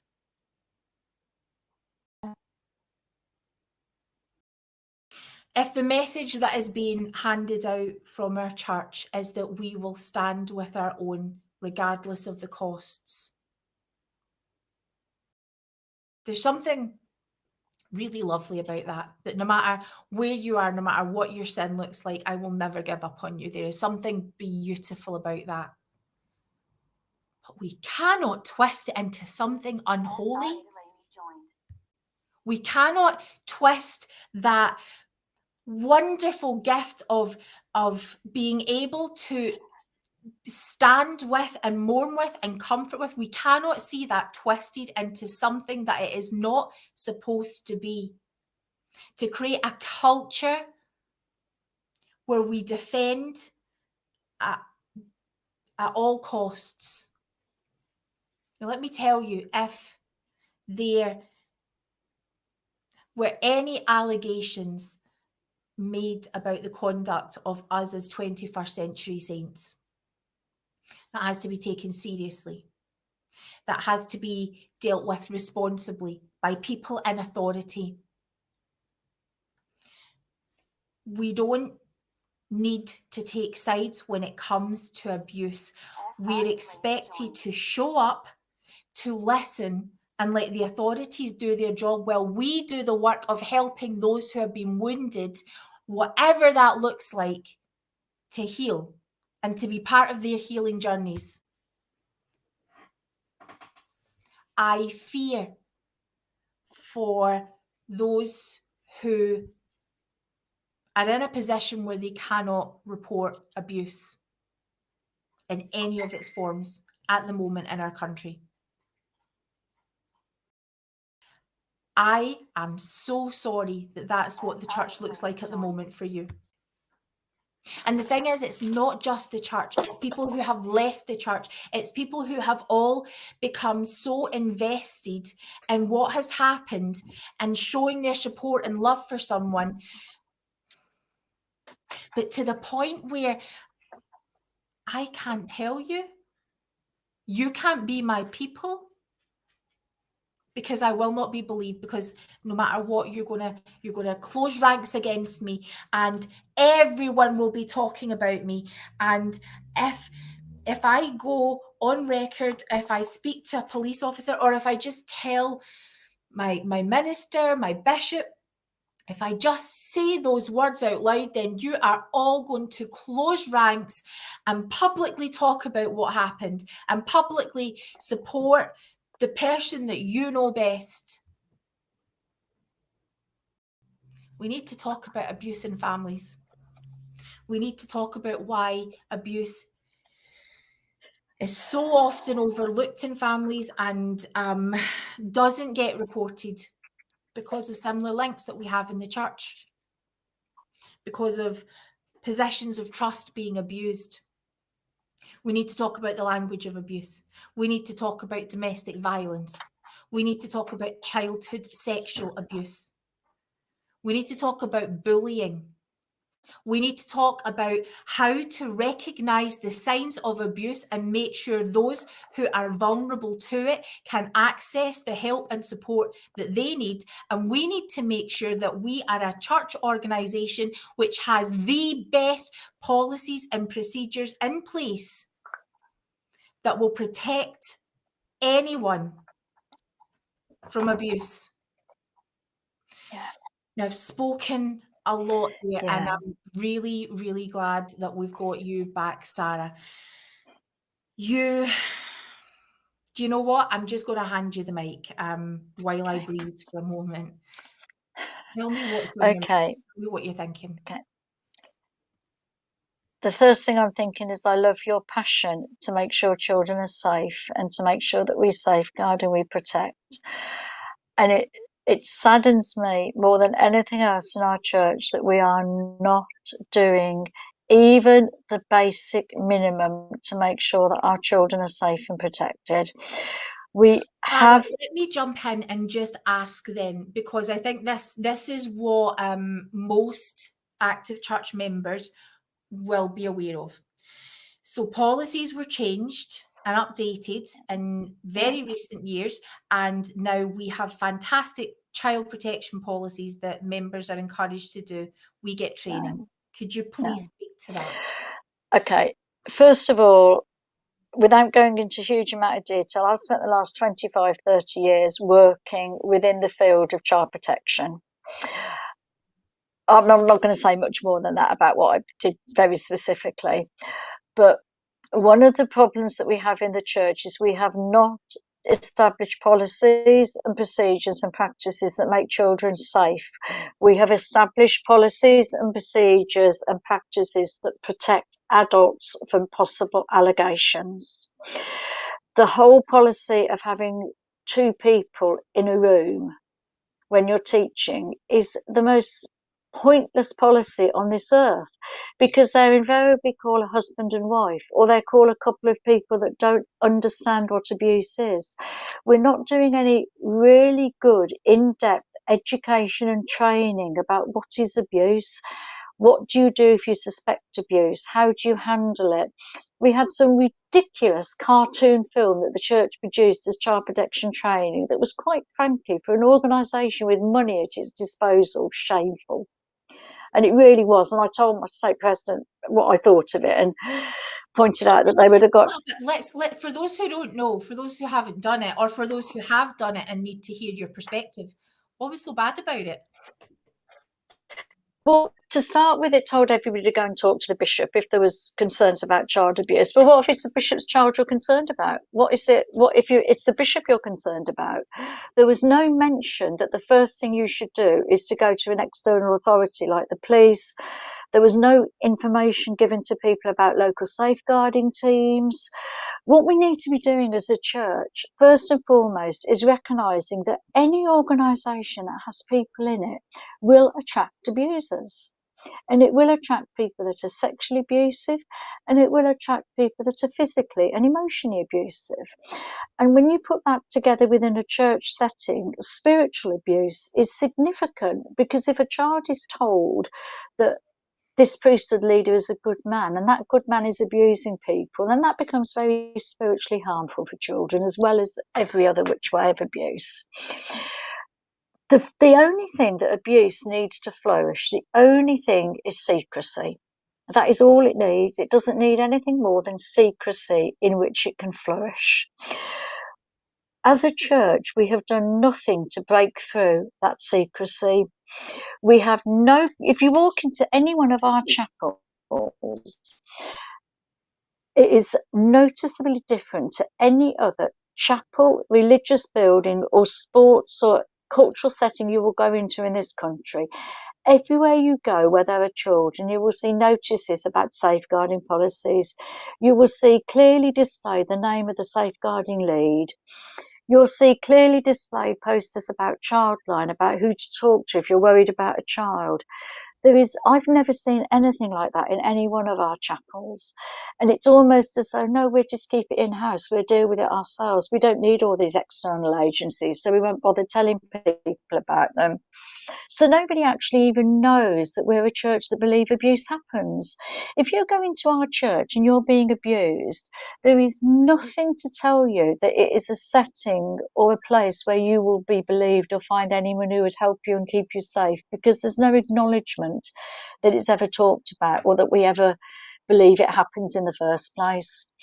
So there's fundamental problems in the fact that we are not upfront about abuse. We don't talk to our primary children. We talk to them about their bodies being sacred temples. We talk to them about how important it is to be chaste and pure sexually in youth. But we don't talk to our primary children about the fact that nobody has the right to touch their body if they don't want them to, that nobody has the right to hurt their body, that nobody has the right to harm them. We don't talk to our primary children about that because it might upset parents and it might upset leaders and people might not like it. Yeah, I'd like to jump in on that, and just because that's one of the common points, actually. Now, Alana and I have had many conversations. We have been aware of multiple young women who have been unaware that they've been raped. Completely unaware because they haven't had the language skills to deal with that. So you're breaking up just slightly again, Sarah. So just while we wait for the signals to come back a little bit, could you maybe speak to the fact that in the church, what we often do is we put it out to the parents. This is what we often do in the church is we put it out to the parents. This is for the parents to deal with. And in fact, many parents in church would actively say, I don't want you speaking to my child about this. Yeah. We deal with this at home as a family. Could you speak about the parental responsibilities? I think the parental responsibility is fabulous if it works. But if you've got abusive parents, then it's not going to work, is it? So it's fundamentally flawed that we leave discussion about abuse to parents, because if parents have the language themselves, if parents have been abused and can't face talking about abuse because they're still in trauma and they're still struggling with their own abuse, if parents are fearful and scared about having discussions that they're not really sure they should be having, if they're uncomfortable with the language and they don't know how to talk about it, parents can't have those discussions. So fundamentally, to protect our children from abuse, we need to acknowledge abuse happens. We need to be a church that affirms abuse, that understands, well, not affirms abuse in the sense, but that affirms that our belief of abuse, that publicly acknowledges that we know abusers are around. We know parents might hold the scriptural description to spoil the rod and spare the rod and spoil the child, that they might think that that's okay, that they might think being incredibly strict is okay because that's actually the way, they teach their children to obey God, by being very, very strict and punitive with them. We need to talk to our children about abuse. What is abuse? What does it look like? What's it like? Who might be abusers? We need to do that from when they're young, from when they're in primary, right the way through. Before they get into youth, and certainly by the time they're in youth, we should be talking to them about what is a healthy sexual relationship, what are healthy sexual choices, what are responsible choices to make, and primarily what is informed consent. What does consent mean? What is consent? How do you give consent? How do you know if you've got consent? And let's stop shying away from this conversation with a belief that if we talk to our youth like that, we're basically telling them it's okay to go and have sex, because we're not. What we're doing is saying it's okay to be safe and it's okay to protect yourself. And if we talk to children about their right not to be hurt and not to be harmed, then we're not telling children that parents have no authority. What we're saying to them is, parents have the right to look after you and the right to keep you safe and the right to make decisions about whether you brush your teeth and what you have for dinner, but actually they don't have the right to beat you. And we need to tell our children that. We need to not be scared of those conversations at church. The problem is the church is scared of allegations, the church is scared of bad publicity, and the church is scared of criticism. And that is fundamentally all an abuser needs to flourish, isn't it? Oh, great, I've got somewhere that wouldn't ever want this to come to light, so I can do what I want. And then you get parents that can be physically and emotionally abusive to their children, and the children feel guilty, they feel they're bad. They're in a church organisation where they're filled with stories of guilt and repentance and sin and going to hell if they don't do what they're supposed to do and they don't keep the rules. And if they're being punished and made to feel that they're bad at home, then sadly those children are much more vulnerable to teachings of shame and guilt within the church environment. So that's another reason why it's so critically important that we can break through this rubbish and start to have these conversations and start to talk about what is a safe child protection policy. Why does the church come up with a child protection policy in isolation to its local safeguarding board? Why does the church not talk to the local safeguarding board? Every local authority has a board which is responsible for making sure that all the areas in that within that area, from schools to sports clubs, are actually following safe child protection guidelines. And you know, our church has nothing to do with them. There's a national organisation that I've given up suggesting our church get involved with called, I think it's called 38 now. It used to be called the Church Council for the Child Protection Council for Churches, which is a national organisation that almost every church in the country belongs to, except our church. And our church has kind of been approached by them and rejected them many, many years ago. And I think they gave up approaching our church. But they do DBS checks, which are criminal records checks, to find out if anybody has some kind of conviction. And yes, there can be a lot of argument about, well, that's not foolproof, but actually it's a deterrent to an abuser. It's a deterrent to an abuser to know there will be.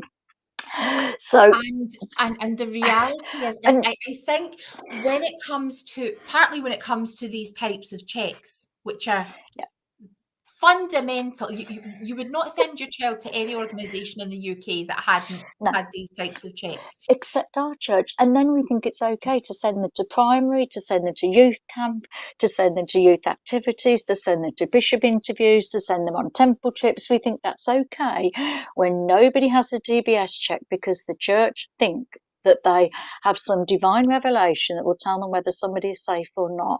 Right. And we know that many, many, many times that has not worked and people have been badly hurt. We know that. Now, so most people, I would suggest know of a situation. What we're learning here is enough that at 21st Century Saints is sufficient that this is the first time I'm going to mention it. It's not going to be the last. I would call for a national child abuse inquiry. There's currently a Scottish child abuse inquiry that's happening as it relates to children in foster care. I would ask for the same type of inquiry relating to children. It will happen. It will happen. It will, because there's been enough within the Roman Catholic Church, within the Church of England, within the Scouts organisation, within football. It is not going to be long before the Mormon Church is next on the list to say, let's have a look at the abuse that is happening within that organisation, by members of that organisation, and across religion as a whole. If this church would only get involved with some of the work that the Council for Child Protection work is being done across this country, they'd have access to DBS checks for every single person that they wanted to put in a position with children. And if we took a little bit of a sensible approach, like, you know, hey Jane, we'd like you to serve in Young Women's. Let's get a DBS check done. Let's put you through some child protection training. Let's have a discussion about your values and your beliefs around children. And let's see that we're all on the right page about things. And then if all that seems okay, then we'll go ahead with this calling for you. But we don't want to operate like that as a church, do we? We just want to give the power and authority to one person to say, yeah, we're going to do this and we'll do it today. What's wrong with telling somebody? What's could wrong with I telling get you to, somebody? Yeah, sorry, I'll get you to put a pin in that for a moment, because what I would like I'd like you to speak to is the fact that abuse within a family and within specifically the Church of Jesus Christ of Latter-day Saint communities within the wards and stakes, because families and the church communities are so interlinked, they're built up of these families that are multi-generational yeah, and everybody's related to everyone else. yeah, Abuse plays out then in a particular way, yeah, in that the people that often are being that often what one would say are perpetrators of abuse are people with authority, people with yes. ecclesiastical authority. Could you speak a little bit about that, about what makes our community especially vulnerable? I think that the real danger is we are saying to children, this person, as soon as we say to somebody that this person is the bishop, the Relief Society president, the young women's, the young men's president, your home teacher, your visiting teacher, as soon as we tell people that this person is in a position of authority, with all the teaching that they have been called and put in that position by God, because that's what we're telling our children and our youth, isn't it? You know, this person is called by God. Therefore, the message we're giving to children is God is here. Now, if God's got no use there, you hurt somebody. We've got Sarah breaking up a little bit again. So what I'm going to do while Sarah's signal sorts itself out is just to kind of continue the conversation about that a little bit, just to underline what she's saying. And the same thing happens in families when people have a position of trust and responsibility to then speak out against that person in the family destroys or has the potential to destroy or affect relationships throughout the whole family. This Yeah. is why we don't speak about it, why it's such a taboo subject to talk about abuse within families. And so the church becomes this extension of it, except in Mormonism, we add in this element of God has ratified this. I also get to feel really good because I trust that my leaders are called of God and I sustain them. So I'm sustaining leaders who are operating in their callings without having had any background checks, without me knowing if there's ever been any accusations made in the past. And, people have bounced from ward to ward, abusing men, women, and children. Yeah. Yeah. Sorry, Sarah, I think we have you Yeah. back now. Good. And what you're saying there is absolutely spot on, Jane. The problem is we've got a wider spread problem in the whole of society, haven't we? And we can't, unfortunately, we can't undo everything that's happening in the whole of society, but it's a massive problem. But we have that very specific bit in the church that we are telling. Oh, Sarah, you've just muted yourself. That was There we clever of go. me. We got you again. Okay, that was clever of me. So we've got this thing in the church whereby we're telling people, hey, this person's called of God. Well, if God calls an abuser, what does that say to a child who's being abused? Who can they go and tell? Who can they tell?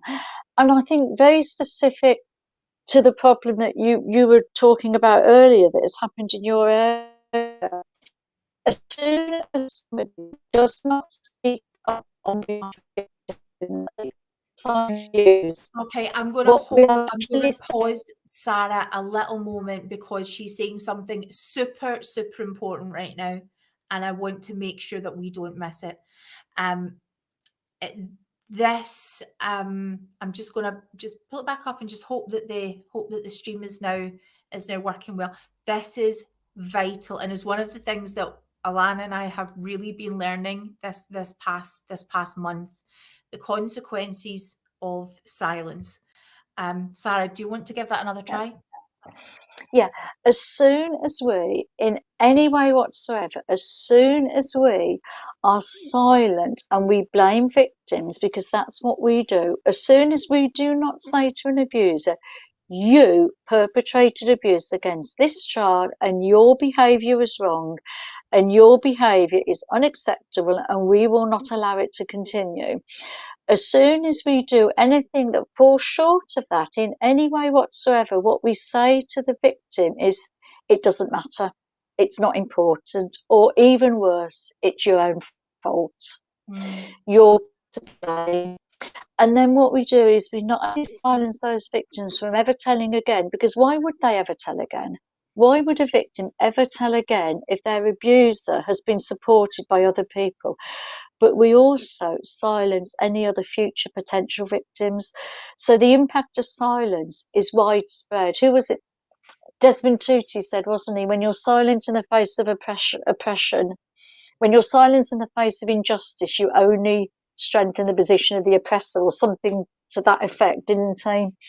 So unless we are absolutely unequivocal in our condemnation of abuse and the fact that we will not tolerate it, we will call it out, we will name it for what it is, and we will side with the victim in every single instant, unless we do that, what we are actually doing is saying abuse is no big deal and victims don't matter. Oh, Sara. And it scares me that we do that at church with all of the cognitive distortions around loving the sinner and hating. And we have to be much more vocal about it. We have to be much more radical.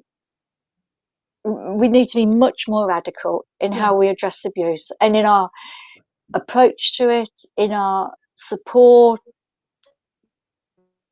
So we're getting a little bit of Sara breaking up again. So while that happens, we'll just continue, and she'll be back just as soon as the signal improves a little bit. I'm so thankful for what Sara is saying. It's exactly, Alana and I absolutely stand with what is being said right now. But what I'd like to maybe suggest as well, Sara, I don't know if you would remember, but when we had I believe it was part of the British Rescue, and we had Sister Wendy Nelson, who was saying, and I feel so bad about even bringing this up because it's horrible. President Nelson loves little children. Now, it's such an innocent, sweet thing to say, but we heard it and we were horrified at the naivety of saying something that sounded so bloody creepy. Sara, you've just muted out for a second there. So yeah, if you could maybe speak to what I think is a huge problem in our church, and it is naivety. We are just so naive. It is. Yeah, we need to be much clearer. I mean, we say things like the prophet, he loves little children, he will never lead you astray. No. We can't give that message about anybody to our children. We need to give the message to our children that people will listen to them, people will respect them. We introduce adults into the lives of our children at church in a frightening way as safe, wonderful people. You know, the prophet loves little children. He will never hurt anybody. The bishop is a good man. He's called of God. He will always help you. He will always listen to you. Your home teacher is a good person. You can trust him. Your Sunday school teacher, your young men's president, your primary president. We tell our children that they can trust all these people who actually we sometimes don't know very much about at all. You know, is this a problem? Our missionaries are bringing people to...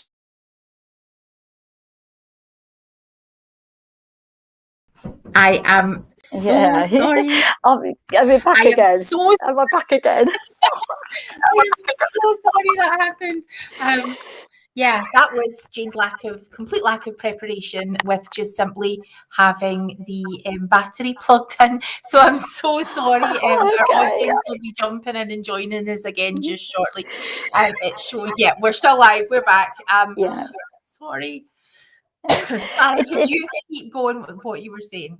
Yeah, I was just saying, I think I was just saying that really that we introduce people into the lives of children within the church without any preparation for really who these people are. What do we know about some of these people that we call as teachers and youth leaders? We don't know their value base about youth and young people in a lot of cases.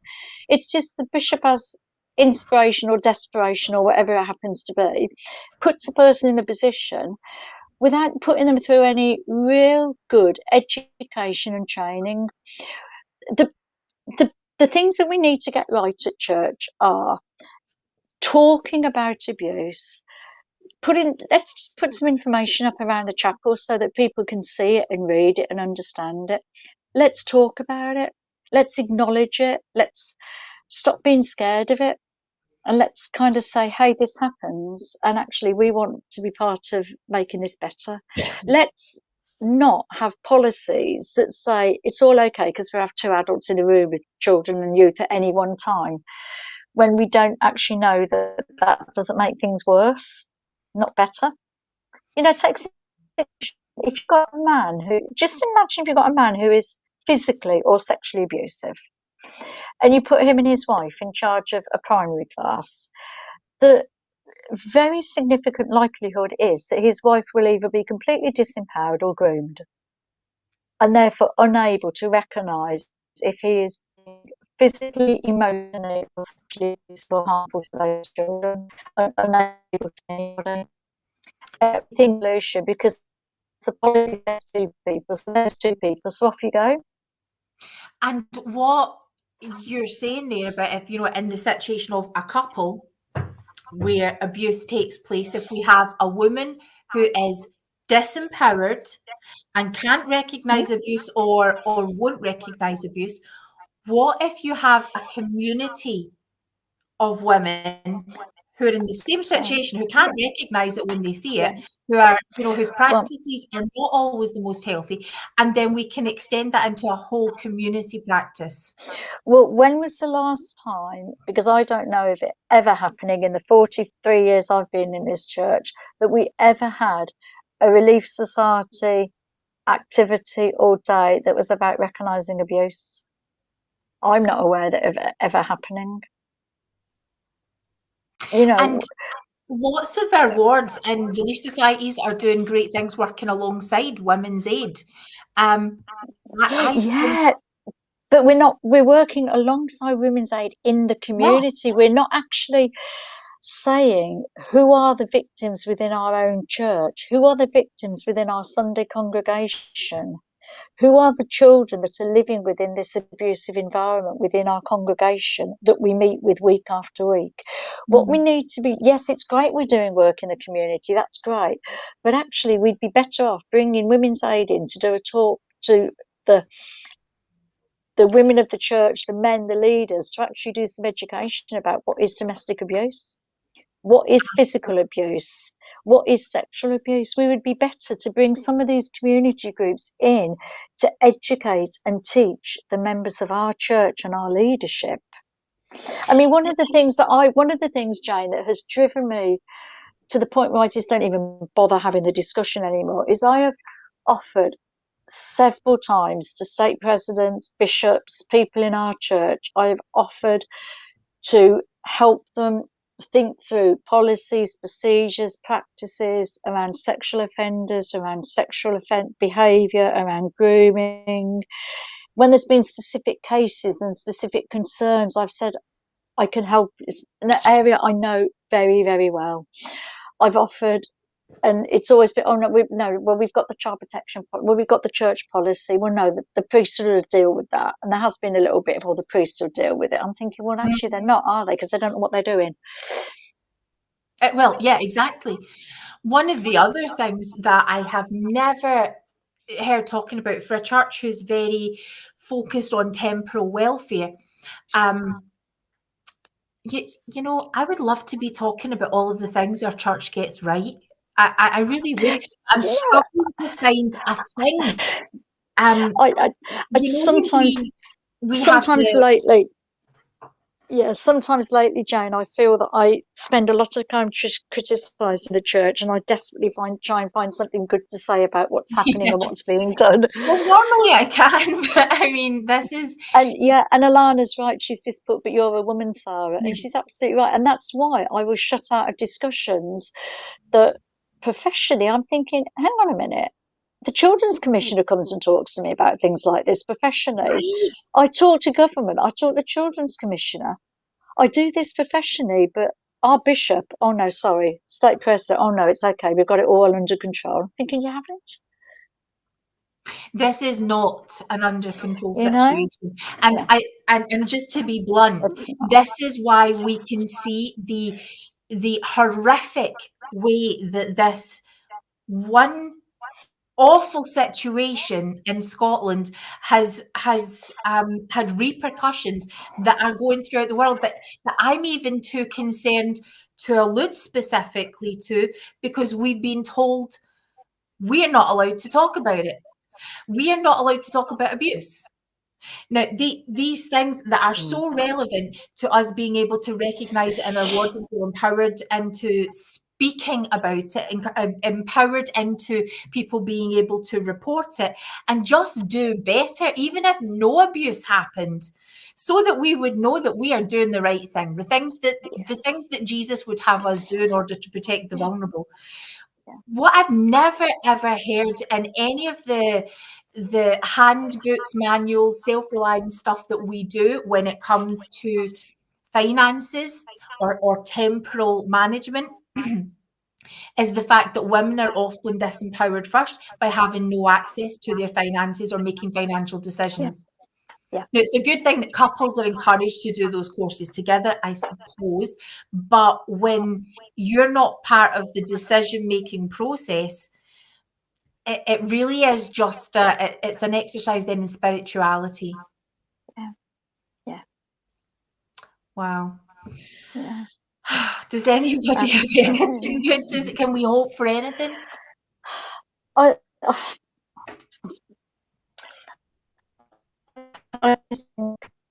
don't know, because I think the problem is we are stuck within an authoritarian, male-driven, top-down organisation that doesn't want to find space for anybody outside the church to be right or have more knowledge than they have about how to do something. Therefore, they aren't able to think, oh, maybe somebody in the local community to come and teach us about how to do this. They like to pretend that they can do that. And there's a lot of stuff at church like, oh yeah, we learn out of all, we want to learn from all good books. We want to learn all truth. We want to know all the rest, but we actually don't. What we want to do is we want to be able to pretend that if you're living a gospel centered life and you've got a gospel centered home, then there won't be abuse happening. And so people at church kid themselves. They fool themselves that their teenage kids aren't going to get abused, that their children aren't going to get sexually abused because they're living the gospel. And they're only associating with church members and they're doing the things that the church tell them to do. Well, no, let's wait. It's what we need is, and maybe if the church can't do it, maybe we need to do it as a group of true saints. Maybe we do. The church can't do it. Maybe we do it. We do some education and training for the women, the youth. The church aren't going to do it. Maybe we do it. We just say, do you know what? We're doing this for the women. We will have a day. We will do it. And we do some stuff on grooming, on sexual abuse, on physical abuse, on coercion, and maybe because we don't have more compass or the strength to grasp this and to condemn abusers and to truly let victims know that they will be protected. It's not happening, is it? How many times have we seen parents losing it with children at church because they're not behaving well?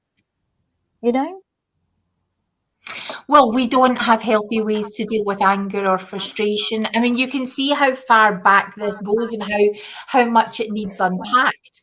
Um, I I guess what you're saying, I think, is the answer.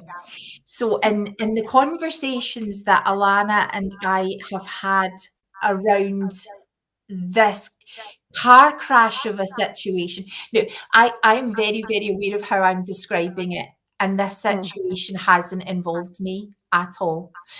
People who are involved in this situation are real human beings who are listening to this show, who are, I hope know that they're not being treated as entertainment or as some kind of sensational way to make a point or get some kind of dig in at the church.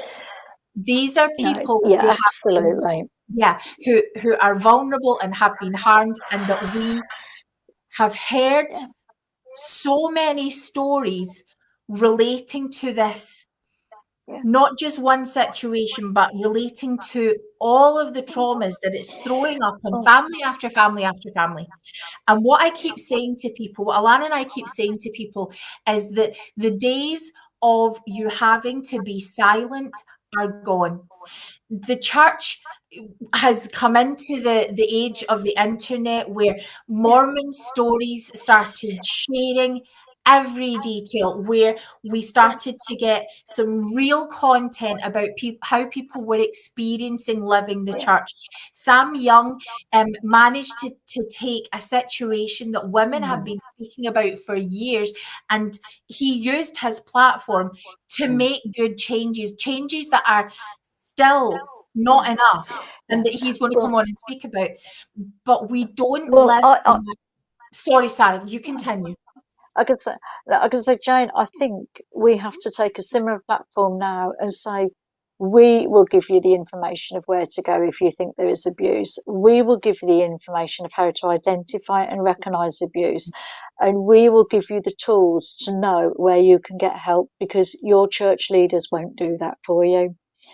We will do that for you. And we need to think about how we take that forward.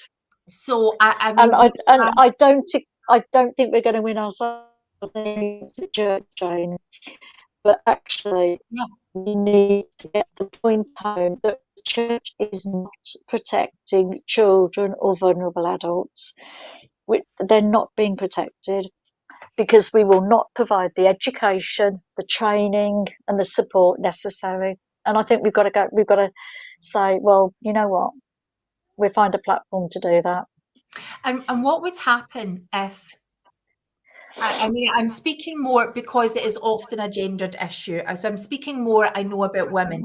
But what would happen if members, but if women refused to hold callings in church without these procedures being in place to protect children? If you refuse to serve in primary because, Yeah. you Or know, if we refuse to, well, I think even more powerful, you refuse to allow your child to go to primary. mm, Refuse to allow your child to go to primary. Refuse to allow your child to go to youth because the procedures are not safe.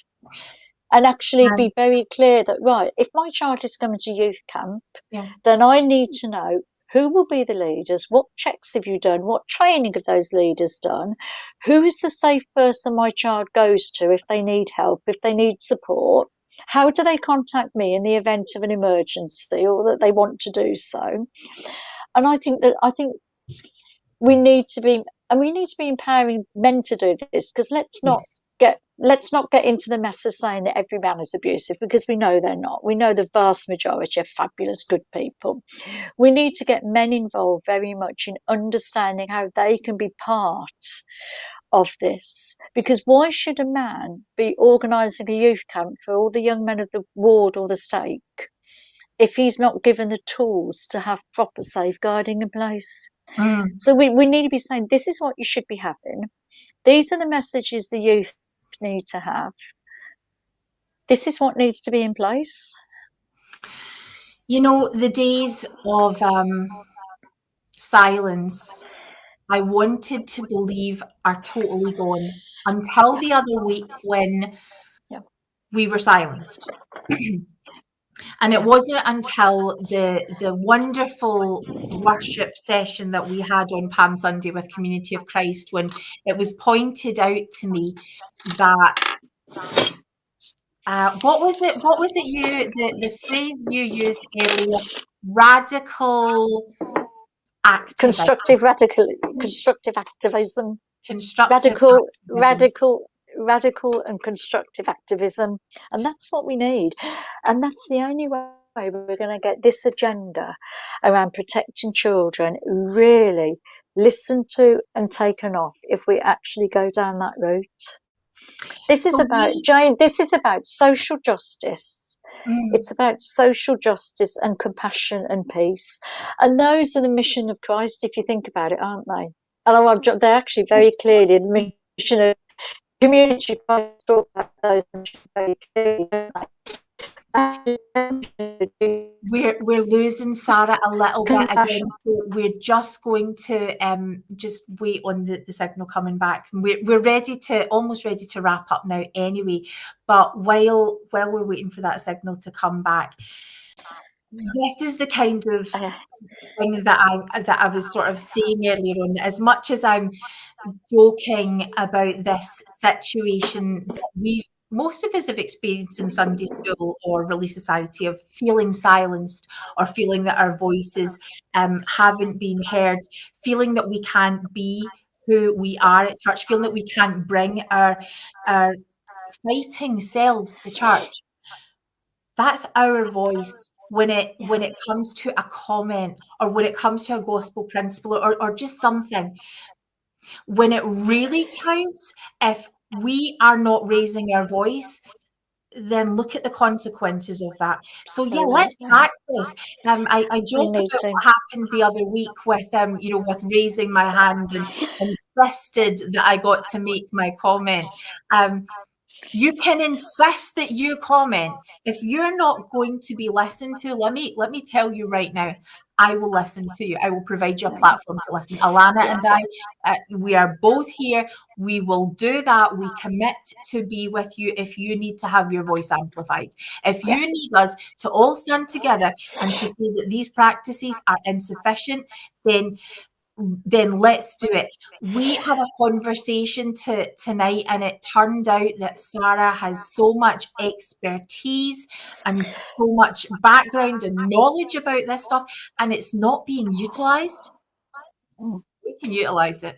It just never ceases to fascinate me how I can have people like the Children's Commissioner, and I can meet with them, and I can talk to them, and I can talk to judges, and I can talk to key people, but not my own church.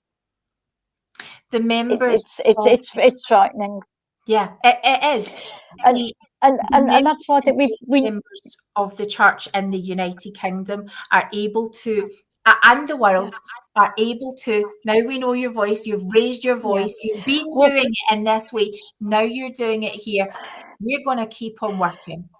Yeah, we need to get a platform whereby we are providing education resources and information for people what is abuse and to understand why abuse is harmful, and we need to educate.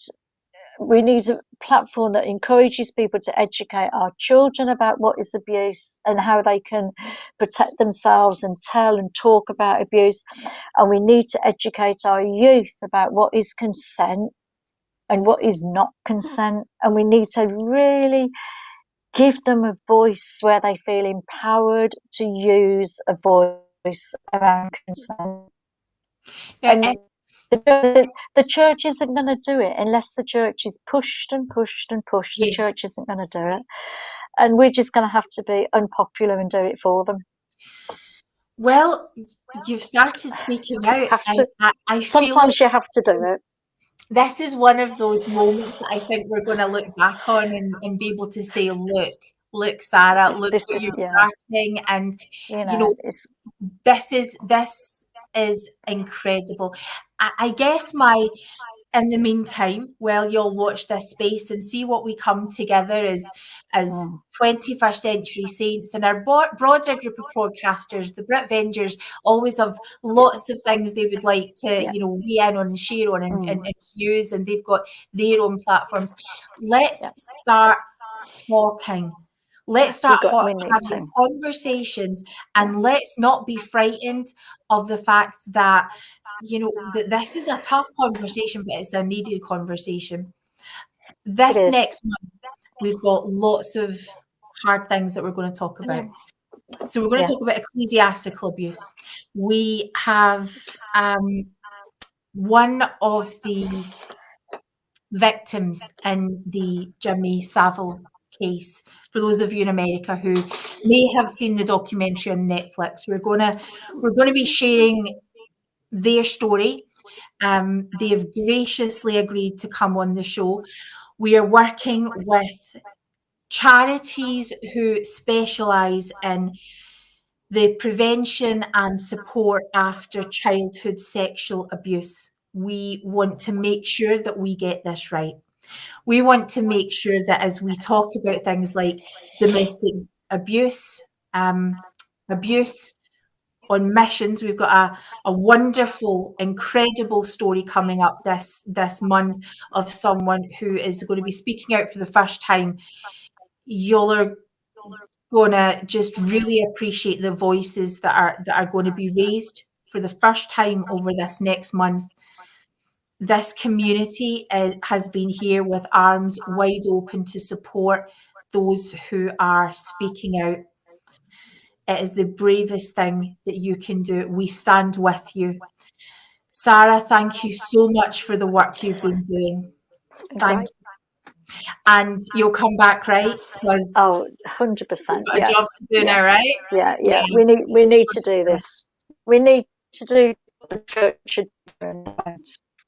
We need to do it. Yeah. On behalf of our Alana, he sends her love to you all, and most importantly, Alana stands with all victims of abuse in any of its forms. This is something that, since we first started doing this podcast, this has been the most passionate subject for our girl. And she, obviously, it's Alana's a survivor of various forms of abuse in her own life. And Alana's going to take a step back where she needs to take a step back, but is involved in the shaping and the communicating and all of the planning that we're going to do, and the work that's ahead of us. This I have done in the name of my friend. This has been something that's been on our mind, and one of the reasons why we started a podcast. I do want to let you all know before we zip away, and we are going to hear more about Sara's story. We've got so many more things to talk about. She's awesome, right? But we're also, this Wednesday, I don't know if you guys know, is May the 4th. And if you are not a geek, then it won't mean a thing to you. But if you have even the slightest interest in geek stuff, then you'll know that it's Global Star Wars Day. It's the day we celebrate all things Star Wars, but all things geek. I mean, we can't be Brit Vengers and not do some geek stuff. We have the incredible, I'm so excited about this, Scott from Rammy Ruminations, who is himself rather a geek and who really knows his stuff. He's going to come on and chat with us on Wednesday night, and I'm really looking forward to that. So we're going to have a little bit of fun before we dive more into the tough stuff. Thank you all for being with us. Thank you all for your support. What we're going to do, we've asked previously, people have asked us about making donations to support the podcast, and we've said we're going to get round to it. We do have a donor box link on our YouTube and our Facebook profile. But what we're going to ask you to do, especially in this next month, is we're going to ask you to donate to organisations which support abuse. If you would do that, that would be a very gracious and generous thing. We would appreciate your donations. Go there. We will be speaking with a very special organisation which was set up in the name of a young girl who disappeared locally in this area, who do incredible work and have been supporters of both Alana's family and my own. They're going to come on and talk about their work, and we're going to ask that you support them. So we have all of that heads for you in this next month.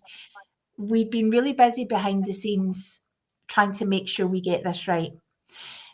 If we don't, I want you to please feel free to message, to give us a call. We would love to talk. We would love to put things right if there are things that we need to put right.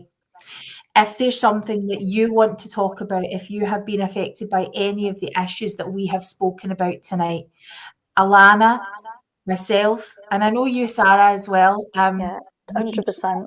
all of Yeah, us. just message us. We're going to put some links in the show notes, Yeah. as always, so that if you need support from a specific organisation, we will help you to find the support that you need. If you want to share your story or be part of any of the discussions that we're going to have over the next month, then please reach out and we'll talk about whether that's appropriate for you to do and what form you would like that to take. For those who have been in touch with us and shared your stories over the past month or so as we've been preparing, we honour you, we thank you, and as we close tonight, we just want to say again that as 21st Century Saints, we stand with all victims of abuse in any of its forms. Amen. 100%. Thank you, Sarah, so much. And Jane, thank good you. night. Good night to you all. Good night, everyone.